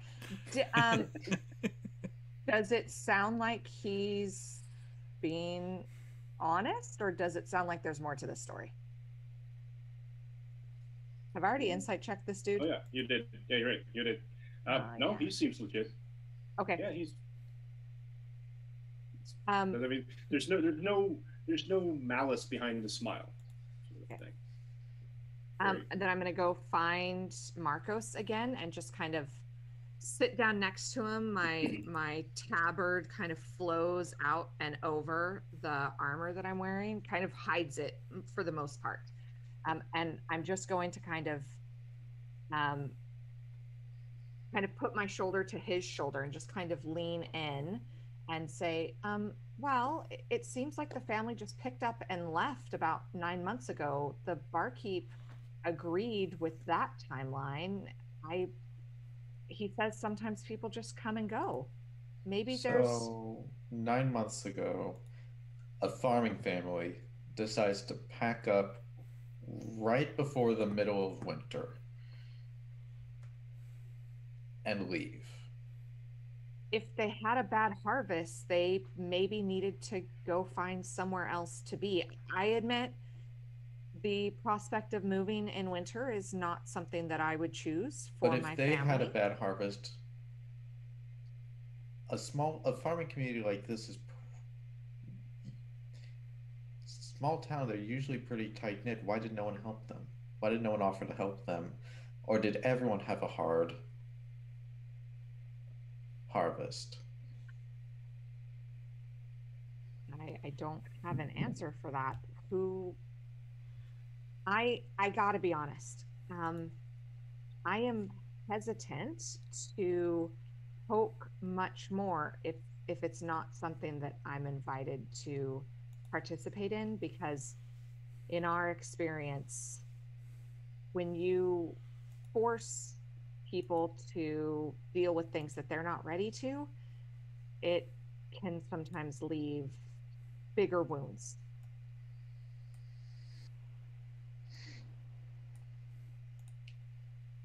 I don't like that, but the logic is sound. I just don't like it. So what is Rolling Thrall doing?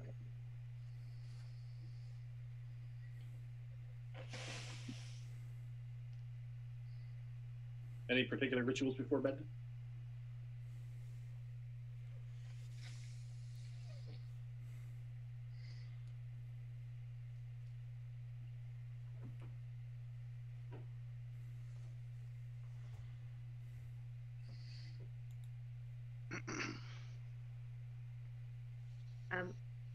Isamina's just going to take a couple of minutes to just kind of write out that there seemed to be a little bit of an issue, but she wasn't invited to participate.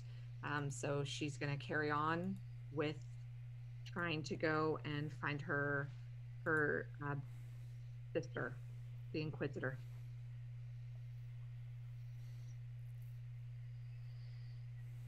Nope. What is Malik doing? Malik is gonna go to sleep. He found a place to put up his feet. He's just gonna like crash. I'm assuming the other two know like or have their own sets of keys for that particular room. So he's he's just gonna crash. Seems like a safe enough place, relatively speaking. Now that I've said that.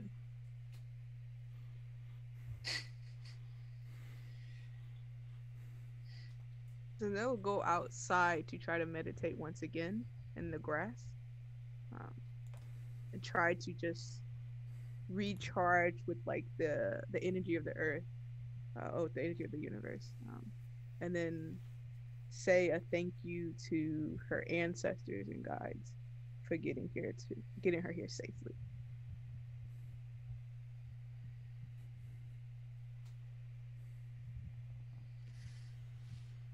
Okay.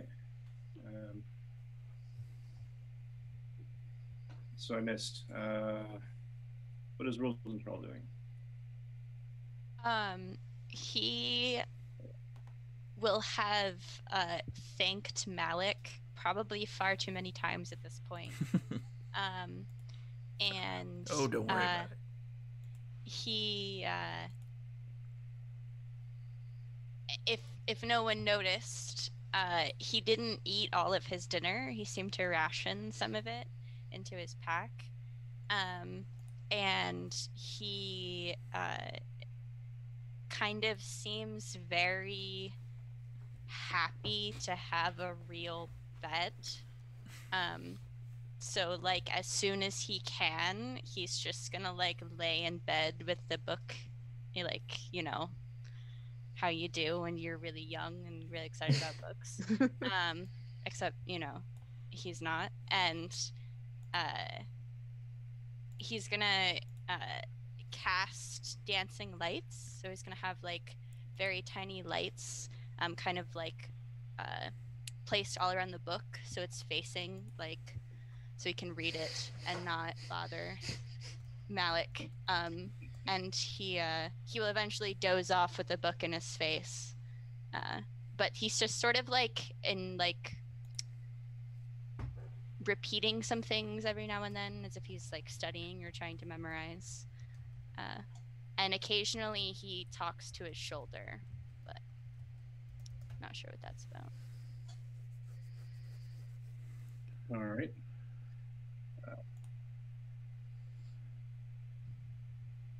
What is Zanel doing before bed? She went outside to meditate. Right. In the grass. And after she's done with all that, she'll come in and just find her spot on the bed and go to sleep.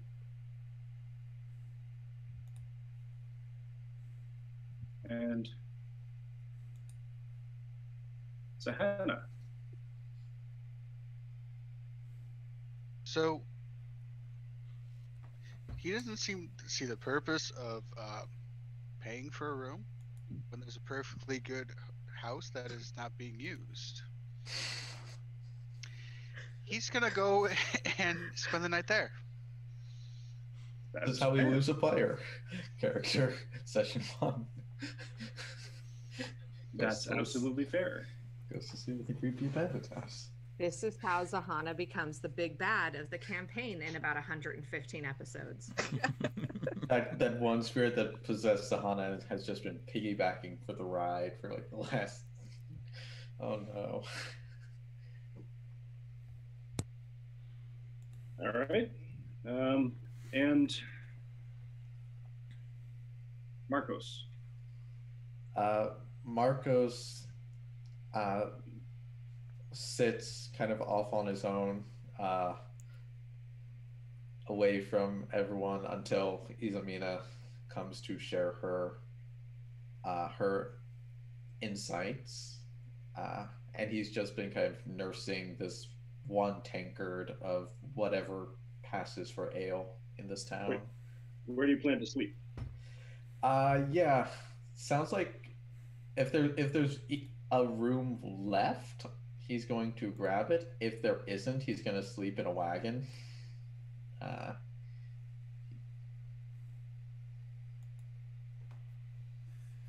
Fair. All right. Night falls. Those of you who are nesting in wagons, do so, or in dilapidated houses. And 3 of you, let's see if I can map properly. Dilapidated houses with owl bears. You are woken by a piercing scream. Just a puddle of owl bears and then like the ranger on top. We cuddle together for warmth. That puts my joke about you needing a pet owl bear in an entirely new light. The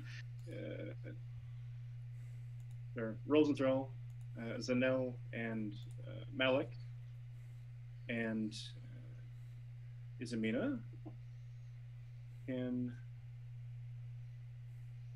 see that. Our other 2, Marcos and Zahana, are not quite in this yet. So you should be able to see yourselves. You're on the left-hand side of the map.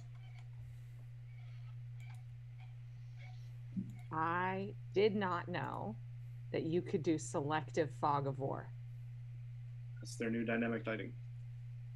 That is so incredible. And yep, just stop me. There are issues. The dynamic lighting, once you get used to it, isn't one of them.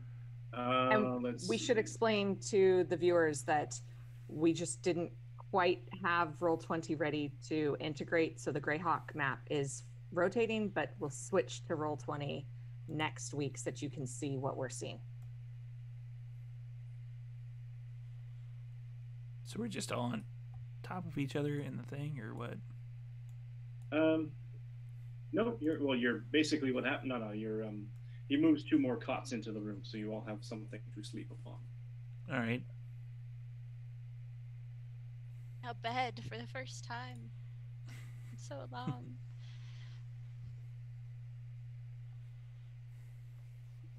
Is anyone doing anything in particular over the night? You're all just sleeping it out? I've just when I've taken off my armor, I've kind of slumped it up against the door like Mama taught me, so that if anybody comes in, at least I can hear them. And I've got my mace on the bed next to me, but otherwise I'm sleeping. Okay. What is everyone's passive perception? 15. 12. 14. 12. Oh no. Oh wait, sorry, passive perception. Yeah, 12. 11. 10. We're gonna be fine. 15. Everything's That fine. for first level, 15 is really good. All gonna die. Well, not me. I can heal myself. I can mean, heal myself for 5. okay.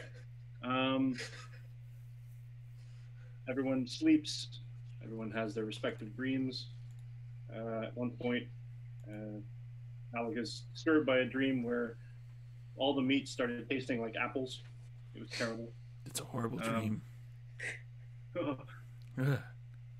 Around earlier in the night, 2 in the morning or so. Ismina, you are awakened with. Actually, I just want to do a quick check for something.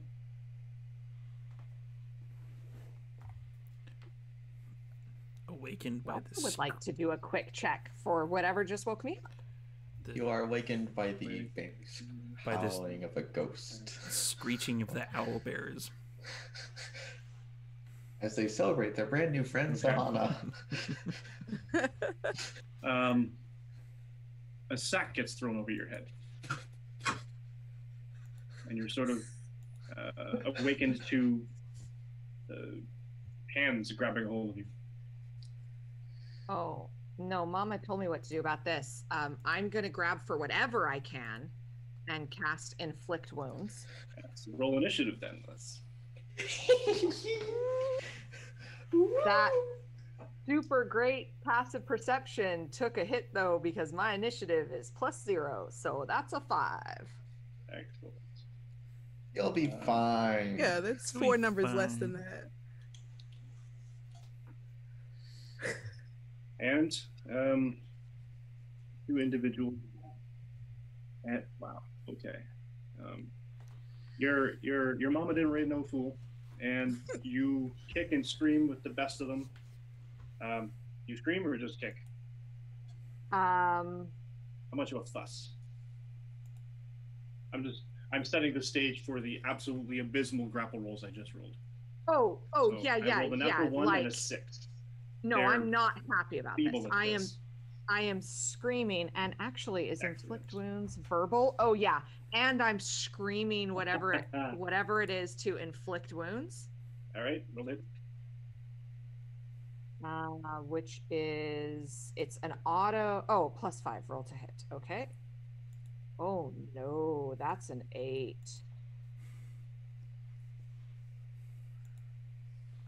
These dice have to go. I'm changing my dice. I'm changing them. And These you dice have to you go. swatted them, but I guess Dice jail. the kicking of the room, a pillow hits instead. You burst a pillow, and they're basically trying to hustle you down. Passive perception 1. Passive perception. Jazz, you definitely will wake up to hear this. Someone yelling in the room across the hall. I'm going to wake everybody up, and so we can run across the hall. That sounds like a good plan. I'll go over there and wake him up, and then I'll just like throw a pillow at the doctor, like up, up, up, danger. No. He's gonna like bolt upright when you do that, and his book is gonna like fly to the like edge of his body, and he'd be like, "What do you want?" Screaming, danger. We have Yeah, I am Someone screaming. say- You're yelling at me. What? Get up! Get up!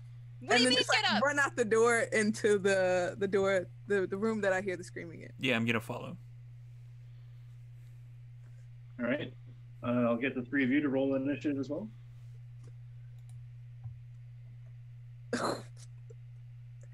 6. Hey, there's 5 numbers lower than that. Got an I just- 18. I wanted to stay close to you. 18. That's all that was. Sure. 6. Hey! Oh, Do we just get man. 3 6s on initiative? Yeah, I think Is that so. what we're- It's like they're like Danny DeVito and Arnold Schwarzenegger, right? And twins. That's basically what we've got set up here. Mhm. Just- Okay. Okay. I'm gonna let the mighty one go first. Well, I think there's a rule in the player's handbook that basically, in terms of initiative, if you actually have a tie, then the person with the actual higher number of dexterity. The higher number on what?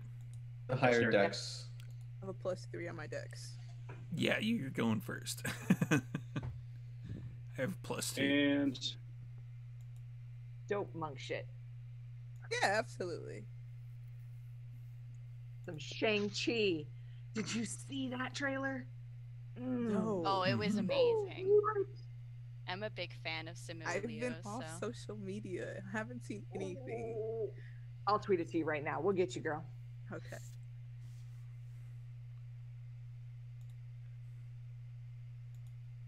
is Rosenthal going first? yes, he is. All right. Because he has You no dash out the idea. door. Oh no, no. Go ahead. Yeah, I mean, he has no idea what's going on. So he's just gonna cast dancing lights and just light up the hallway and the door. What's I the- don't what's know if the the light door range? is. It's kind of strange. So each light is a 10-foot radius. But when they're close to each other, they have to be within 20 feet of each other. So I can have I think there's four of Four, them, okay. so I can have all 4 in a line. And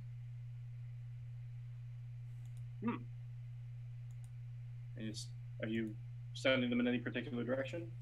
is the door to the room, the door to our room is open, but has she opened the door to the other room with the screaming? Not yet, because you're moving first. Okay. I'm gonna put 2 right above the door, but not above the crease of the door, just so when the door opens, it'll throw some light in there, and put 2 on either side of us in the hallway, so we can see down the hallway in case there's anybody that comes that direction from us, and make sure that it's so that we can see in between. Okay. It's a 10-foot distance for light. Yes. Yep. And there's 4 of them.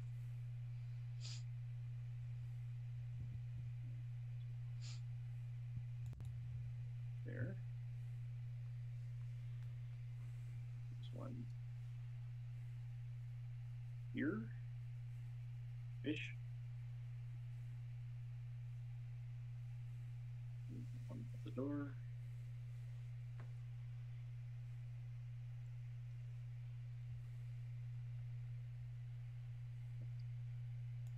The last one was slightly down the hall. Yeah. Yeah. All right. Those little tiny barrels now representative of dancing lights. And And that's you're staying on the bed? he's just gonna stand in the doorway, if he Yeah, can. and you can. Do you have roll 20 up? You can move your token. But I can do it too. I don't know how to do any of this. Let's show you that. And bandits are going to try again. And That's right. They rolled are- a much better initiative than we did. you are, I assume, unarmored, so your dexterity is not great, and your armor class is 10, is Amina? It is right now because I don't have my gear on. Okay. I'm going to get you to give me a strength test. Can I just Be say fine. no right off the bat? Do I have to roll this? It's a natural 20. Just go ahead and throw it out there. You might get lucky. No, it's a 7. You are restrained. You're grappled successfully finally, and they're trying to drag you out of the room. They're dragging you back towards the back wall, which you now sort of note. Actually, you wouldn't note because you've got a bag on your head. Never mind. They're dragging you off the bed into the side of the room. But they pulled you off to the side, so they're not heading towards the front. The main door that you came in.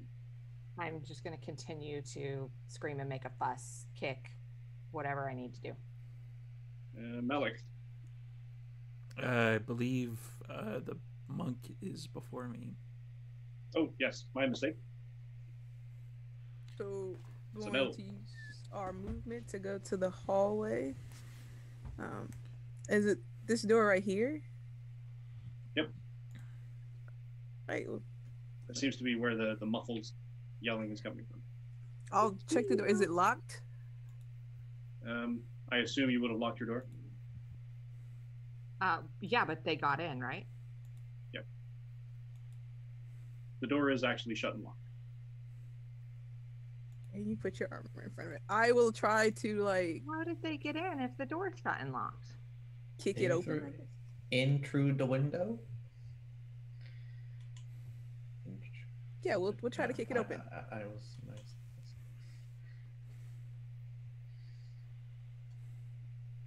Can I use the Um, an unarmed me a- strike kick?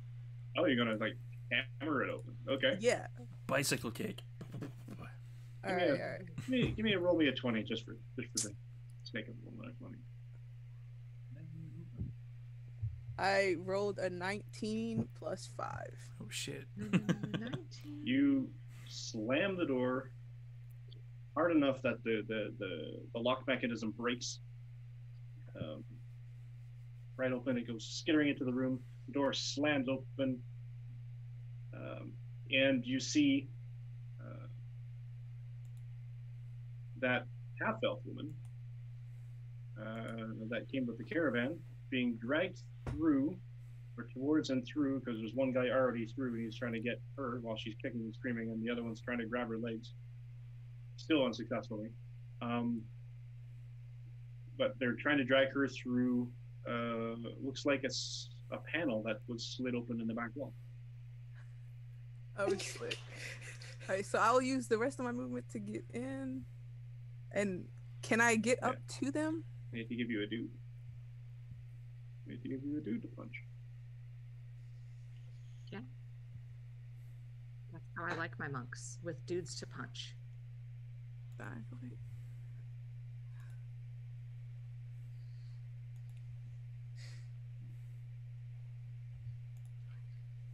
Um,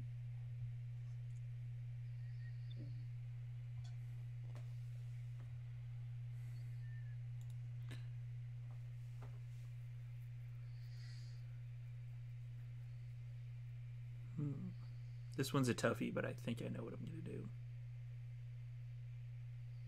I believe in you and your beard.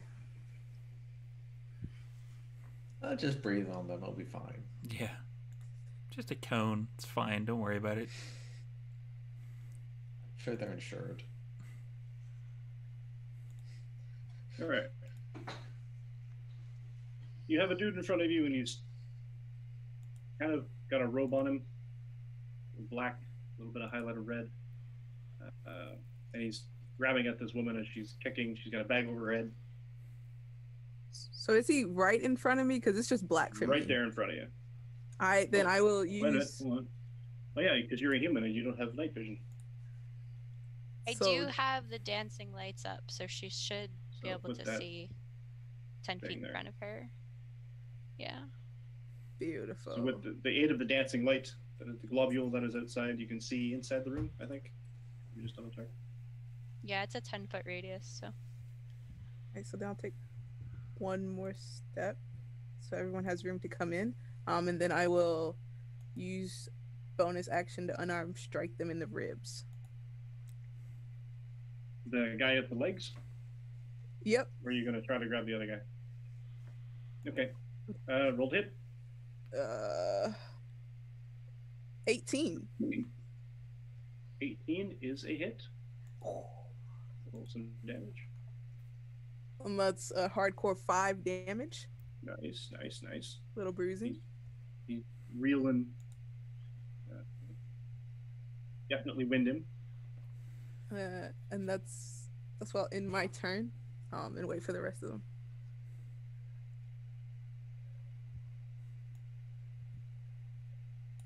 Malik. So it's this door? Mike? Sorry. Yeah. It's this door? Okay. So I'm gonna go in. Since the monk did some dope monk shit and, like, I'm guessing went down and kind of uppercutted to the ribs, I'm gonna cast Maul.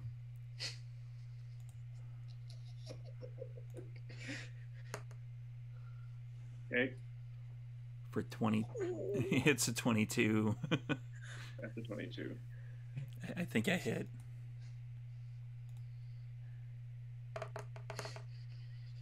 Roll your damage. 10.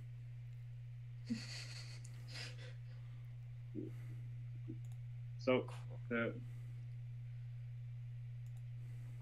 Zanel kind of rocks him with a punch, and then he steps back into a bit of a defensive stance. You come in, and you're like, it's almost like an instinct to you. You're just kind of like just swinging in. As soon as she steps out of the way, you're like, that's just enough room I needed, and you swing them all around. You catch the guy at the side of the head, and he kind of rides them all into the wall. Kind of just followed along the whole thing. Just kind of when you kind of catch him and pick him up through, and you lodge the head of the hammer in the actual plaster of the wall. The body's like underneath. Yeah, I'm gonna guess he's dead. Yeah, he's not. Kind of pancaked him into a wall. The other guy is now holding all of the half elf. That is not the only one holding the bear.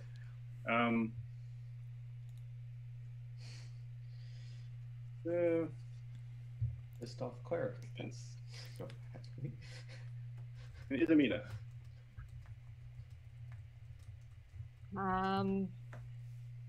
I hear these guys trying to help me, right? Yeah, there's something going on. You're yelling pretty loud though. There was definitely like a "Rah!" And then, part of your body goes limp. And then suddenly you hear that sound, and then suddenly there's no one grabbing for your legs anymore. I am going to cast first level bless, which doesn't say that I have to see, just that 3 creatures that are within my range. And I'm going to bless the good sound, the people of the good sounds that I hear in my room. So whenever a target makes an attack roll or a saving throw before the spell ends, the target can roll a d4. So you basically get an extra d4. However, because I am an order cleric, I'm using my voice of authority to say, thank you for helping me. Please, please help me. And with my voice of authority, I believe I get to choose. You choose the ally. So as a reaction with voice of authority, one of you gets to make an extra attack. And I'm going to choose the guy who sounded like he did a ton of the damage by throwing somebody into a wall. I choose the source of the loud crunching noise. Mm-hmm. Especially you. Help me. Especially you. That one. The crunchy guy noise maker. Noise maker. I'm like pointing at me. You do not need to see the target. That is true. But Do you technically need to know where they are? It just says targets within range. That You way. bless up to 3 creatures of your choice within range. Okay. Yeah, that's rough. I'll allow it. Hey. Well, I'm figuring it's probably kind of like I mean, it's a demonic. small room. It's kind of a. There's somebody probably right over there. There's somebody probably right over there because otherwise you're not going to be able to. I mean, how many people could possibly fit in a 10-foot by a 10-foot room? It's probably like also aided by the like cleric god is like helping the person that's helping Well, you type thing. Yeah. Triangulating. Isamina, Boop. Isamina is a non-divine cleric. Or she the does not have a deity. Presence. However, she has invited people to help her, which is the fundamental core of her belief in the process. And so that's how I'm explaining this works. That works. So you each get a D4 to add to an And- attack roll or a saving throw. Correct. And Malik gets an instant attack right now. Fair enough. Yeah, I will once again cast Maul. We're back up to rules and throw. Wait, but as part of my voice of authority, Oh, yep. the person who I choose gets an instant attack as their reaction. Oh, so he gets to attack like instantaneously right now. Mm-hmm. Oh, okay. I will have to read up on that for sure. Bonk. Cool. All right. So You're suddenly inspired. You feel a surge of something, Malik, that it just suddenly compels or inspires you. Get the other guy. I haven't even gotten angry yet, and I pull them all out of the wall, and I kind of like pull it back as a sheath, and then I extend it directly into his face. Roll an attack. At you. Oh, that was so close. 11. Oh wait, I get a D4 on that, don't I? You Yeah. can use that. Yep. Roll a 4. Nice. Oh. 15 total. Excellent. The 11 worked, but that's okay. 15 worked better. And survey You says, holy you felt crap. divinely inspired to hit just at the right spot. Sort of, because that's 5 damage. I mean, You didn't hit me with it. 5 damage. So he I didn't feel have like you were before. inspired perfectly.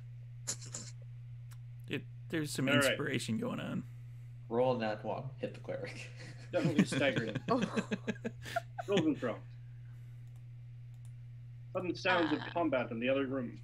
Yeah, so he is going to move right behind the Dragonborn, and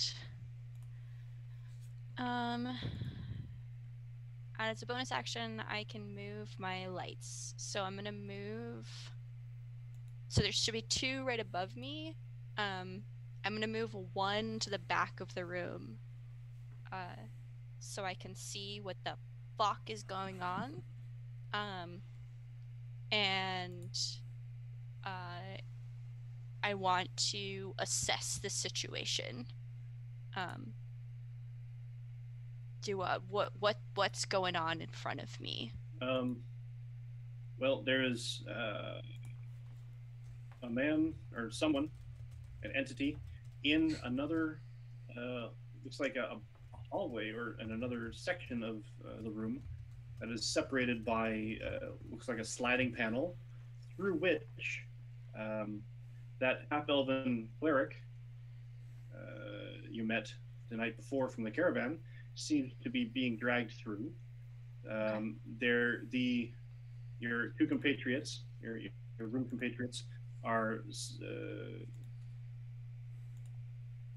Zanel is standing at the ready, and Malik is basically stabbing his hammer through the gap and sort of striking at the individual on the other side, and a second robed individual is sort of hanging by his chin from a hole in the wall. Okay. Accidentally. Allegedly. Allegedly. Okay. And this one of the figures looks like it's pulling the half elf like through the panel. So Rosenthal, just the first thing that popped into his head is he casts prestidigitation and soils the pants of the robed figure across the room, hoping that some diversion will make him let go of the half elf, and so his pants are not clean. Okay. Hoping he'll let go of the half elf. That'll be his turn. That with the damage that he's taken.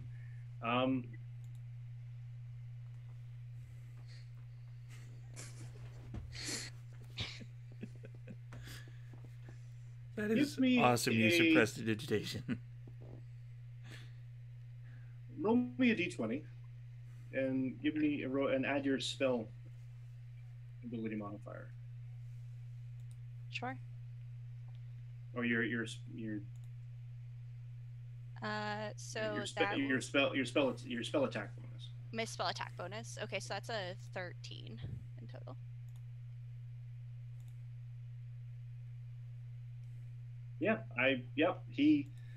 He's getting swacked at by a gigantic hammer, and now suddenly he feels like he wet himself, and this is a little much.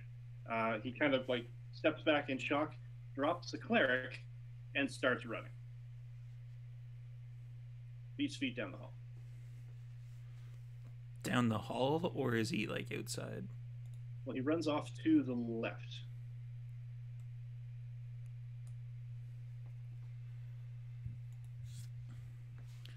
I look at the monk. And Mm-hmm. Jazz. Hmm? Oh, sorry. One man down. Look at that. Zanel. I will chase after him.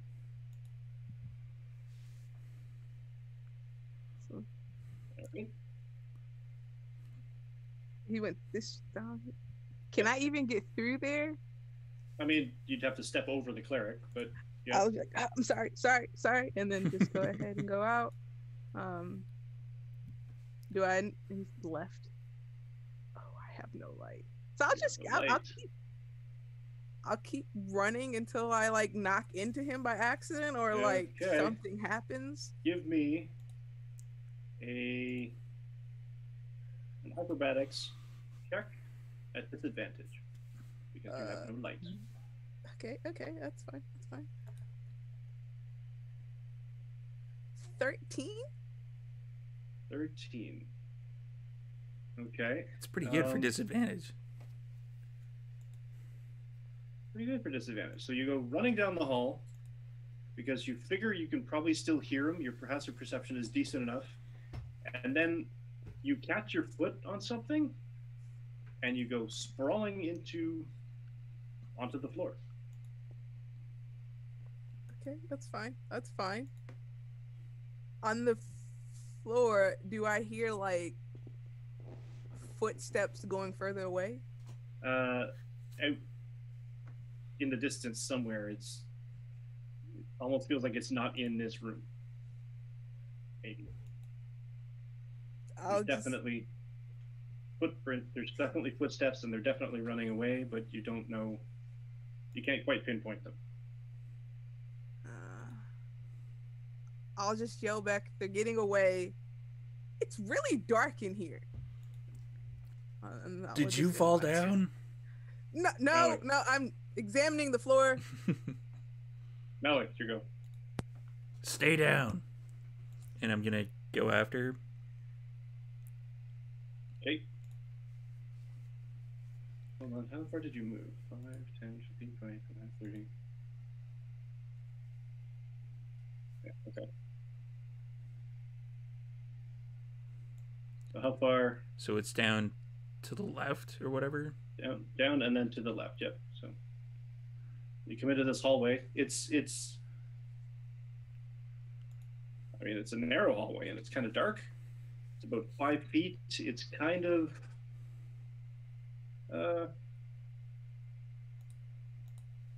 it's an odd construction for an inn, because there are only doors on one side, and they're only sliding doors. So can I weird. see everything though? Like, I mean, your dark vision gives you a sense of gray and various sort of things that are.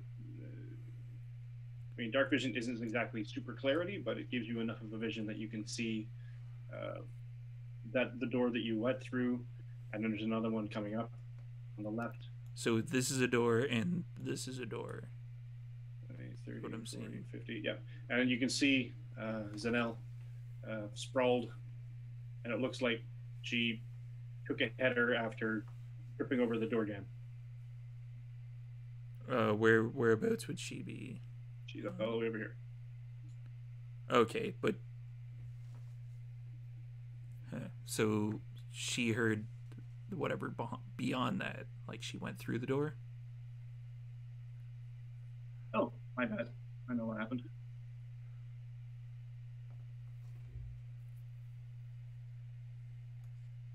Yes, she went through the door. Forgot to move the door. All right. Am I able to make it to the door? You can 5, 10 because you're stepping over an ally. 15, 20. You can get halfway. Excuse me. Double dash. Would I be able to attack and double dash though? No. All right. Yeah, I'll just but go. From your vantage point, at this point, you can't see anything in the room with Zanel. But it is a different room. Okay. It looks like a doorway, and she's tripped on her way through. I'll go as far as I can. And you can get right up to Zanel.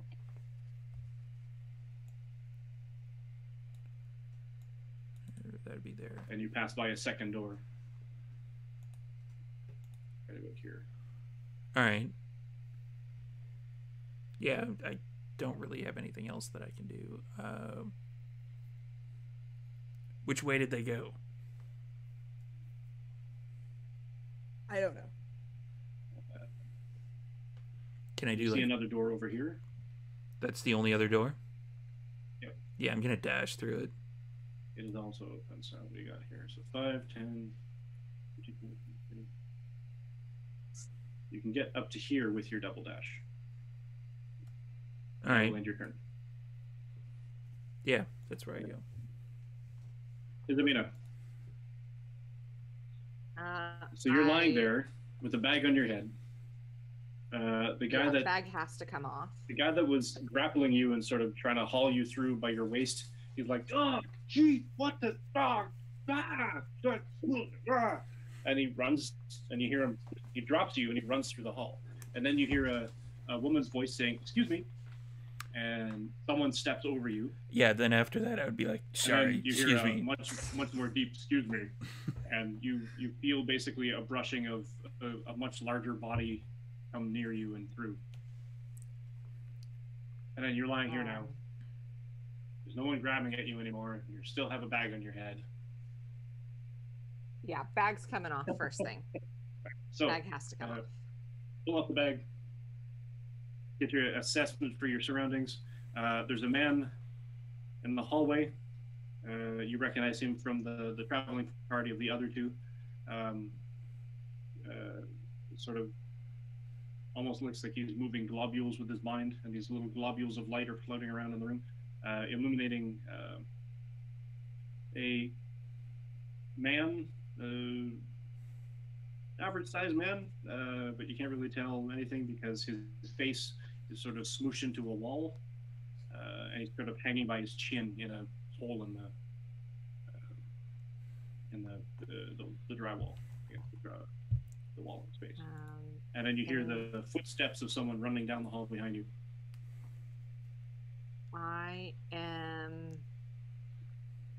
Do I grab my stuff or do I just run for it? I am going to run into the hall as far as I can on my movement.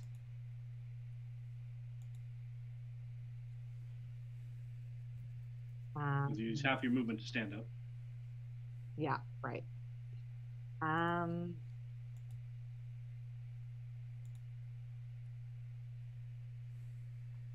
Then I will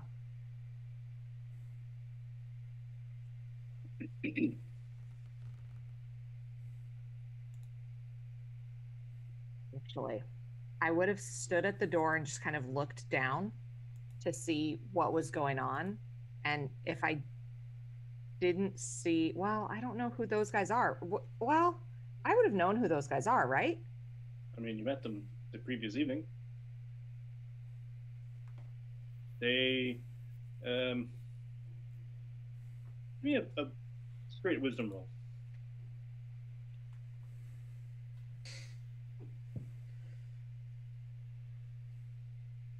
Oh, these dice can go too. That's a 6. I would not leave the room without grabbing my stuff first. That's fair. So you start. Yeah, grab my shield. Arming. Put my shield on. Hoist my chainmail up and over my shoulder and use whatever I can to get as far down the hallway as I can. All right. Wisdom throw. The woman, the half-elf that you met the previous night, tore the bag from her head, gets up, starts assessing her surroundings, and starts armoring her.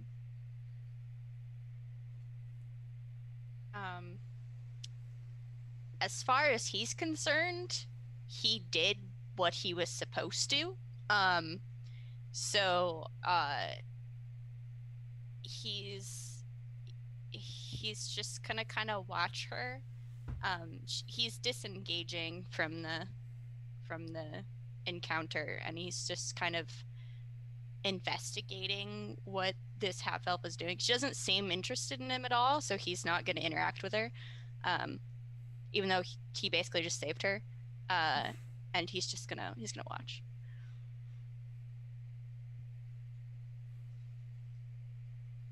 Cool.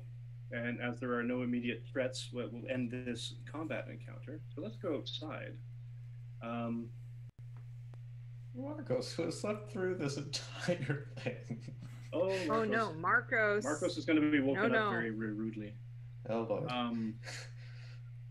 But first, go to Hannah. So you went to the dilapidated farmhouse. Yep. Okay. And your passive perception was 14. 14. Right.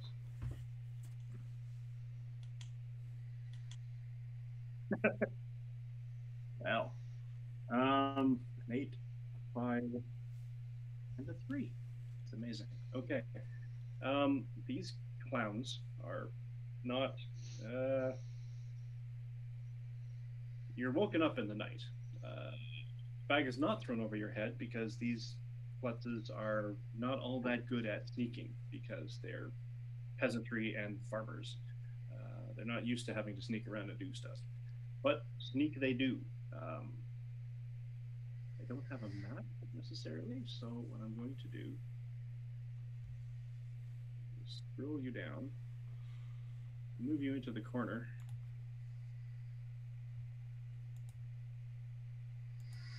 Get him out of the way for now. And you have 3 individuals basically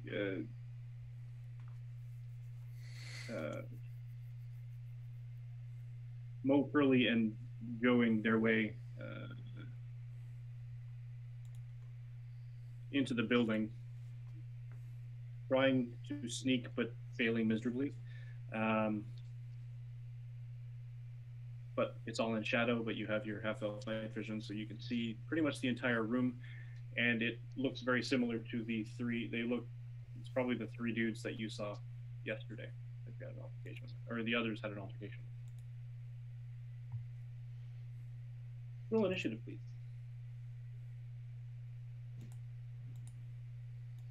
10.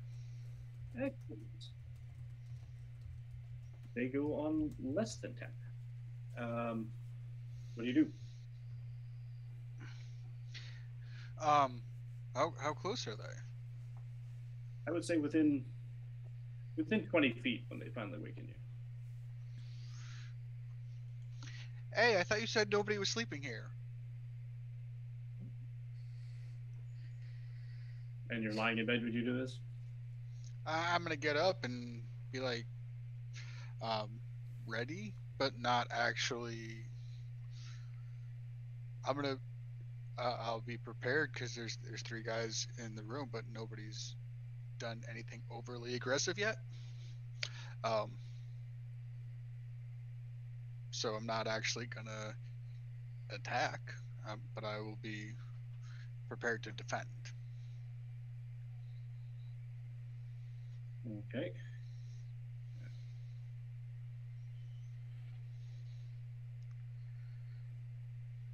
They attack you.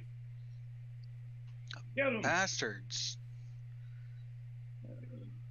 12, 19, and an 8. The one guy, fairly high, against a grappling as an opposing strength test.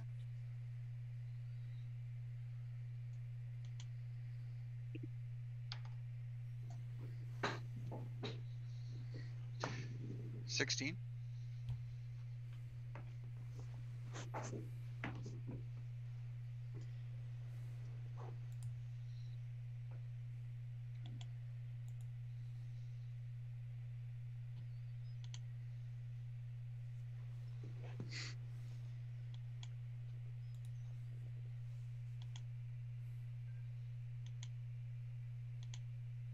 All right, just finding a thing. The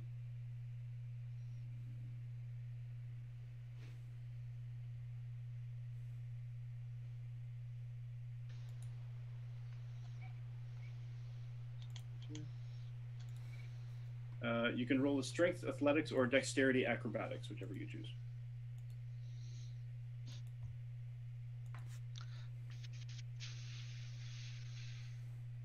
I'll do a dexterity acrobatics. That is a 15. Excellent. One guy manages to grab you,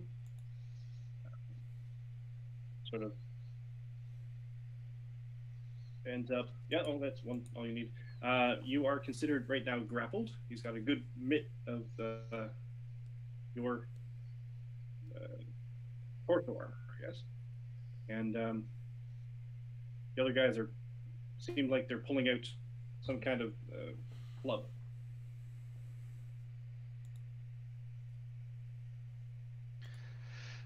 You guys said this place was abandoned. And I guess I'm gonna have to try to break the grapple. All right. Roll strength athletics. 16. And my total is 15. So you wrest yourself away from this guy's grip. And are you moving at all? I'm gonna move towards where my stuff is and pick up some weapons. Ooh.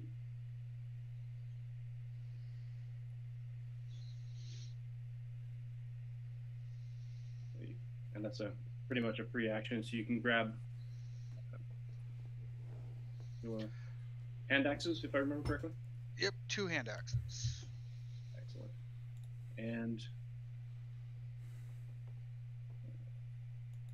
you can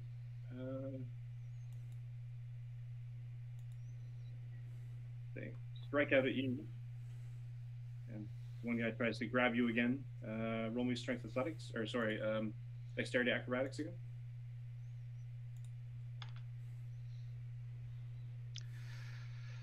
That was a 6. Grabs another fistful of your, maybe the shoulder part of your armor. And one guy manages to move up, and with an 18, blubbers you soundly for an awesome 3 points of damage. As you clocks you around the side of the head. Basically, your vision blurs and you see stars for a minute.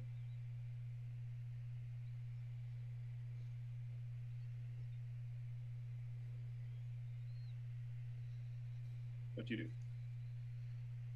I'm gonna swing back at the guy who is grabbing me because he can't hold on to me and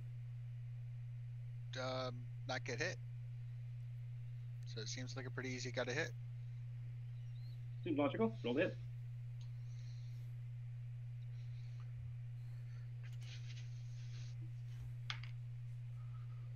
13. That is a hit.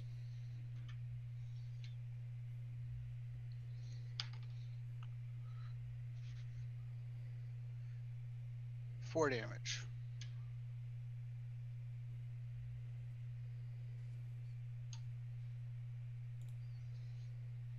All right.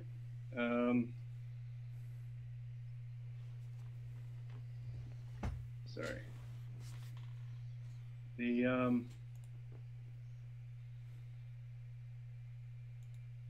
I think here is actually a good place to leave it. I know we didn't get a lot done, but it's quite late for our East Coast people, and I can definitely keep things fresh for the following session.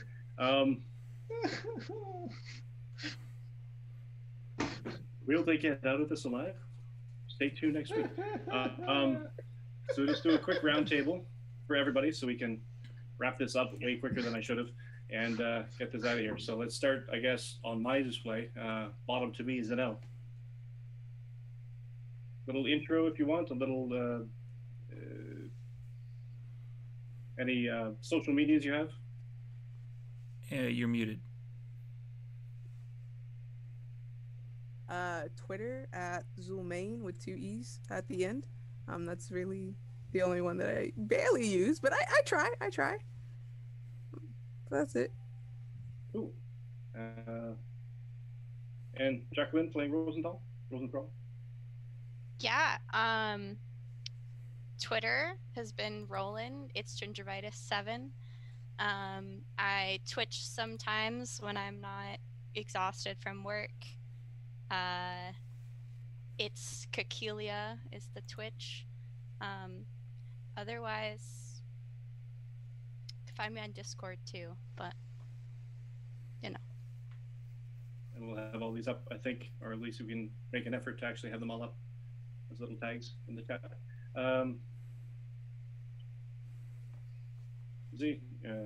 Zev playing Marcos? Yeah, you can find me on Twitter and on YouTube at Vukari Gaming. Excellent. Zach playing Zahana? Zach Reynalder, he, him. You can find me on Twitter at Zach Rules. There should be the handle of when it switches over to the @. I write a little bit of community content. If you go to my Twitter, there's a link there to the stuff that I've done. And I stream Saturday nights at 8 p.m. Eastern with Vorpal Tales. We are currently playing Technocracy Reloaded. Sarah playing Izamina? I am at SMoreAD, and if you're a teacher and interested in teaching stuff, at SMoreBC. And I do have a Twitch. am not the best and most consistent at using it, but sometimes it's Minecraft, and sometimes it's D&D, and sometimes it's lesson planning. So come and see what you find. And Steve as well. also, Oop. wait, before Steve, thank you, Mike, for tonight, because this has been super awesome. I'm only the creator of the world. It's nothing. I'm Malik. Yes, Steve. I'm Steve, usually the storyteller here, and it's at Van City by Night. You can check us out on Saturdays for our vampire stream stuff. We start here, go to Level Up Dice, and then we go over to Rolling D's 20s for some Philly by Night. So we have like an entire day of vampire. But we'll be back here next Tuesday to find out if everybody dies. I don't know. It could happen. I mean, it certainly doesn't look good for the Ranger or the Paladin. Because they're both on their own. I'm Mike. I was your storyteller. Probably will continue to be your storyteller. You can catch us every Tuesday at this game. Will our intrepid heroes manage to get out of this alive, or will I have one of the fastest TPKs in history? You can catch my pre-COVID adventures, and hopefully post-COVID at some point, in cosplay as at Canadian Captain America or CDN Captain America on Twitter. And I play in one of the Vampire by Night Chronicle games on Monday nights. So you can catch me there being a vampire and being all sleazy. Other than that, that has been our group of would-be heroes. Should we call it here? I guess we'll end it. Dying now. You're going to leave me hanging? Yeah, I'm going to leave you hanging. Everybody say bye. Bye, everybody. I'm so stressed out. Bye. Have a wonderful night. This is so mad stressful. And...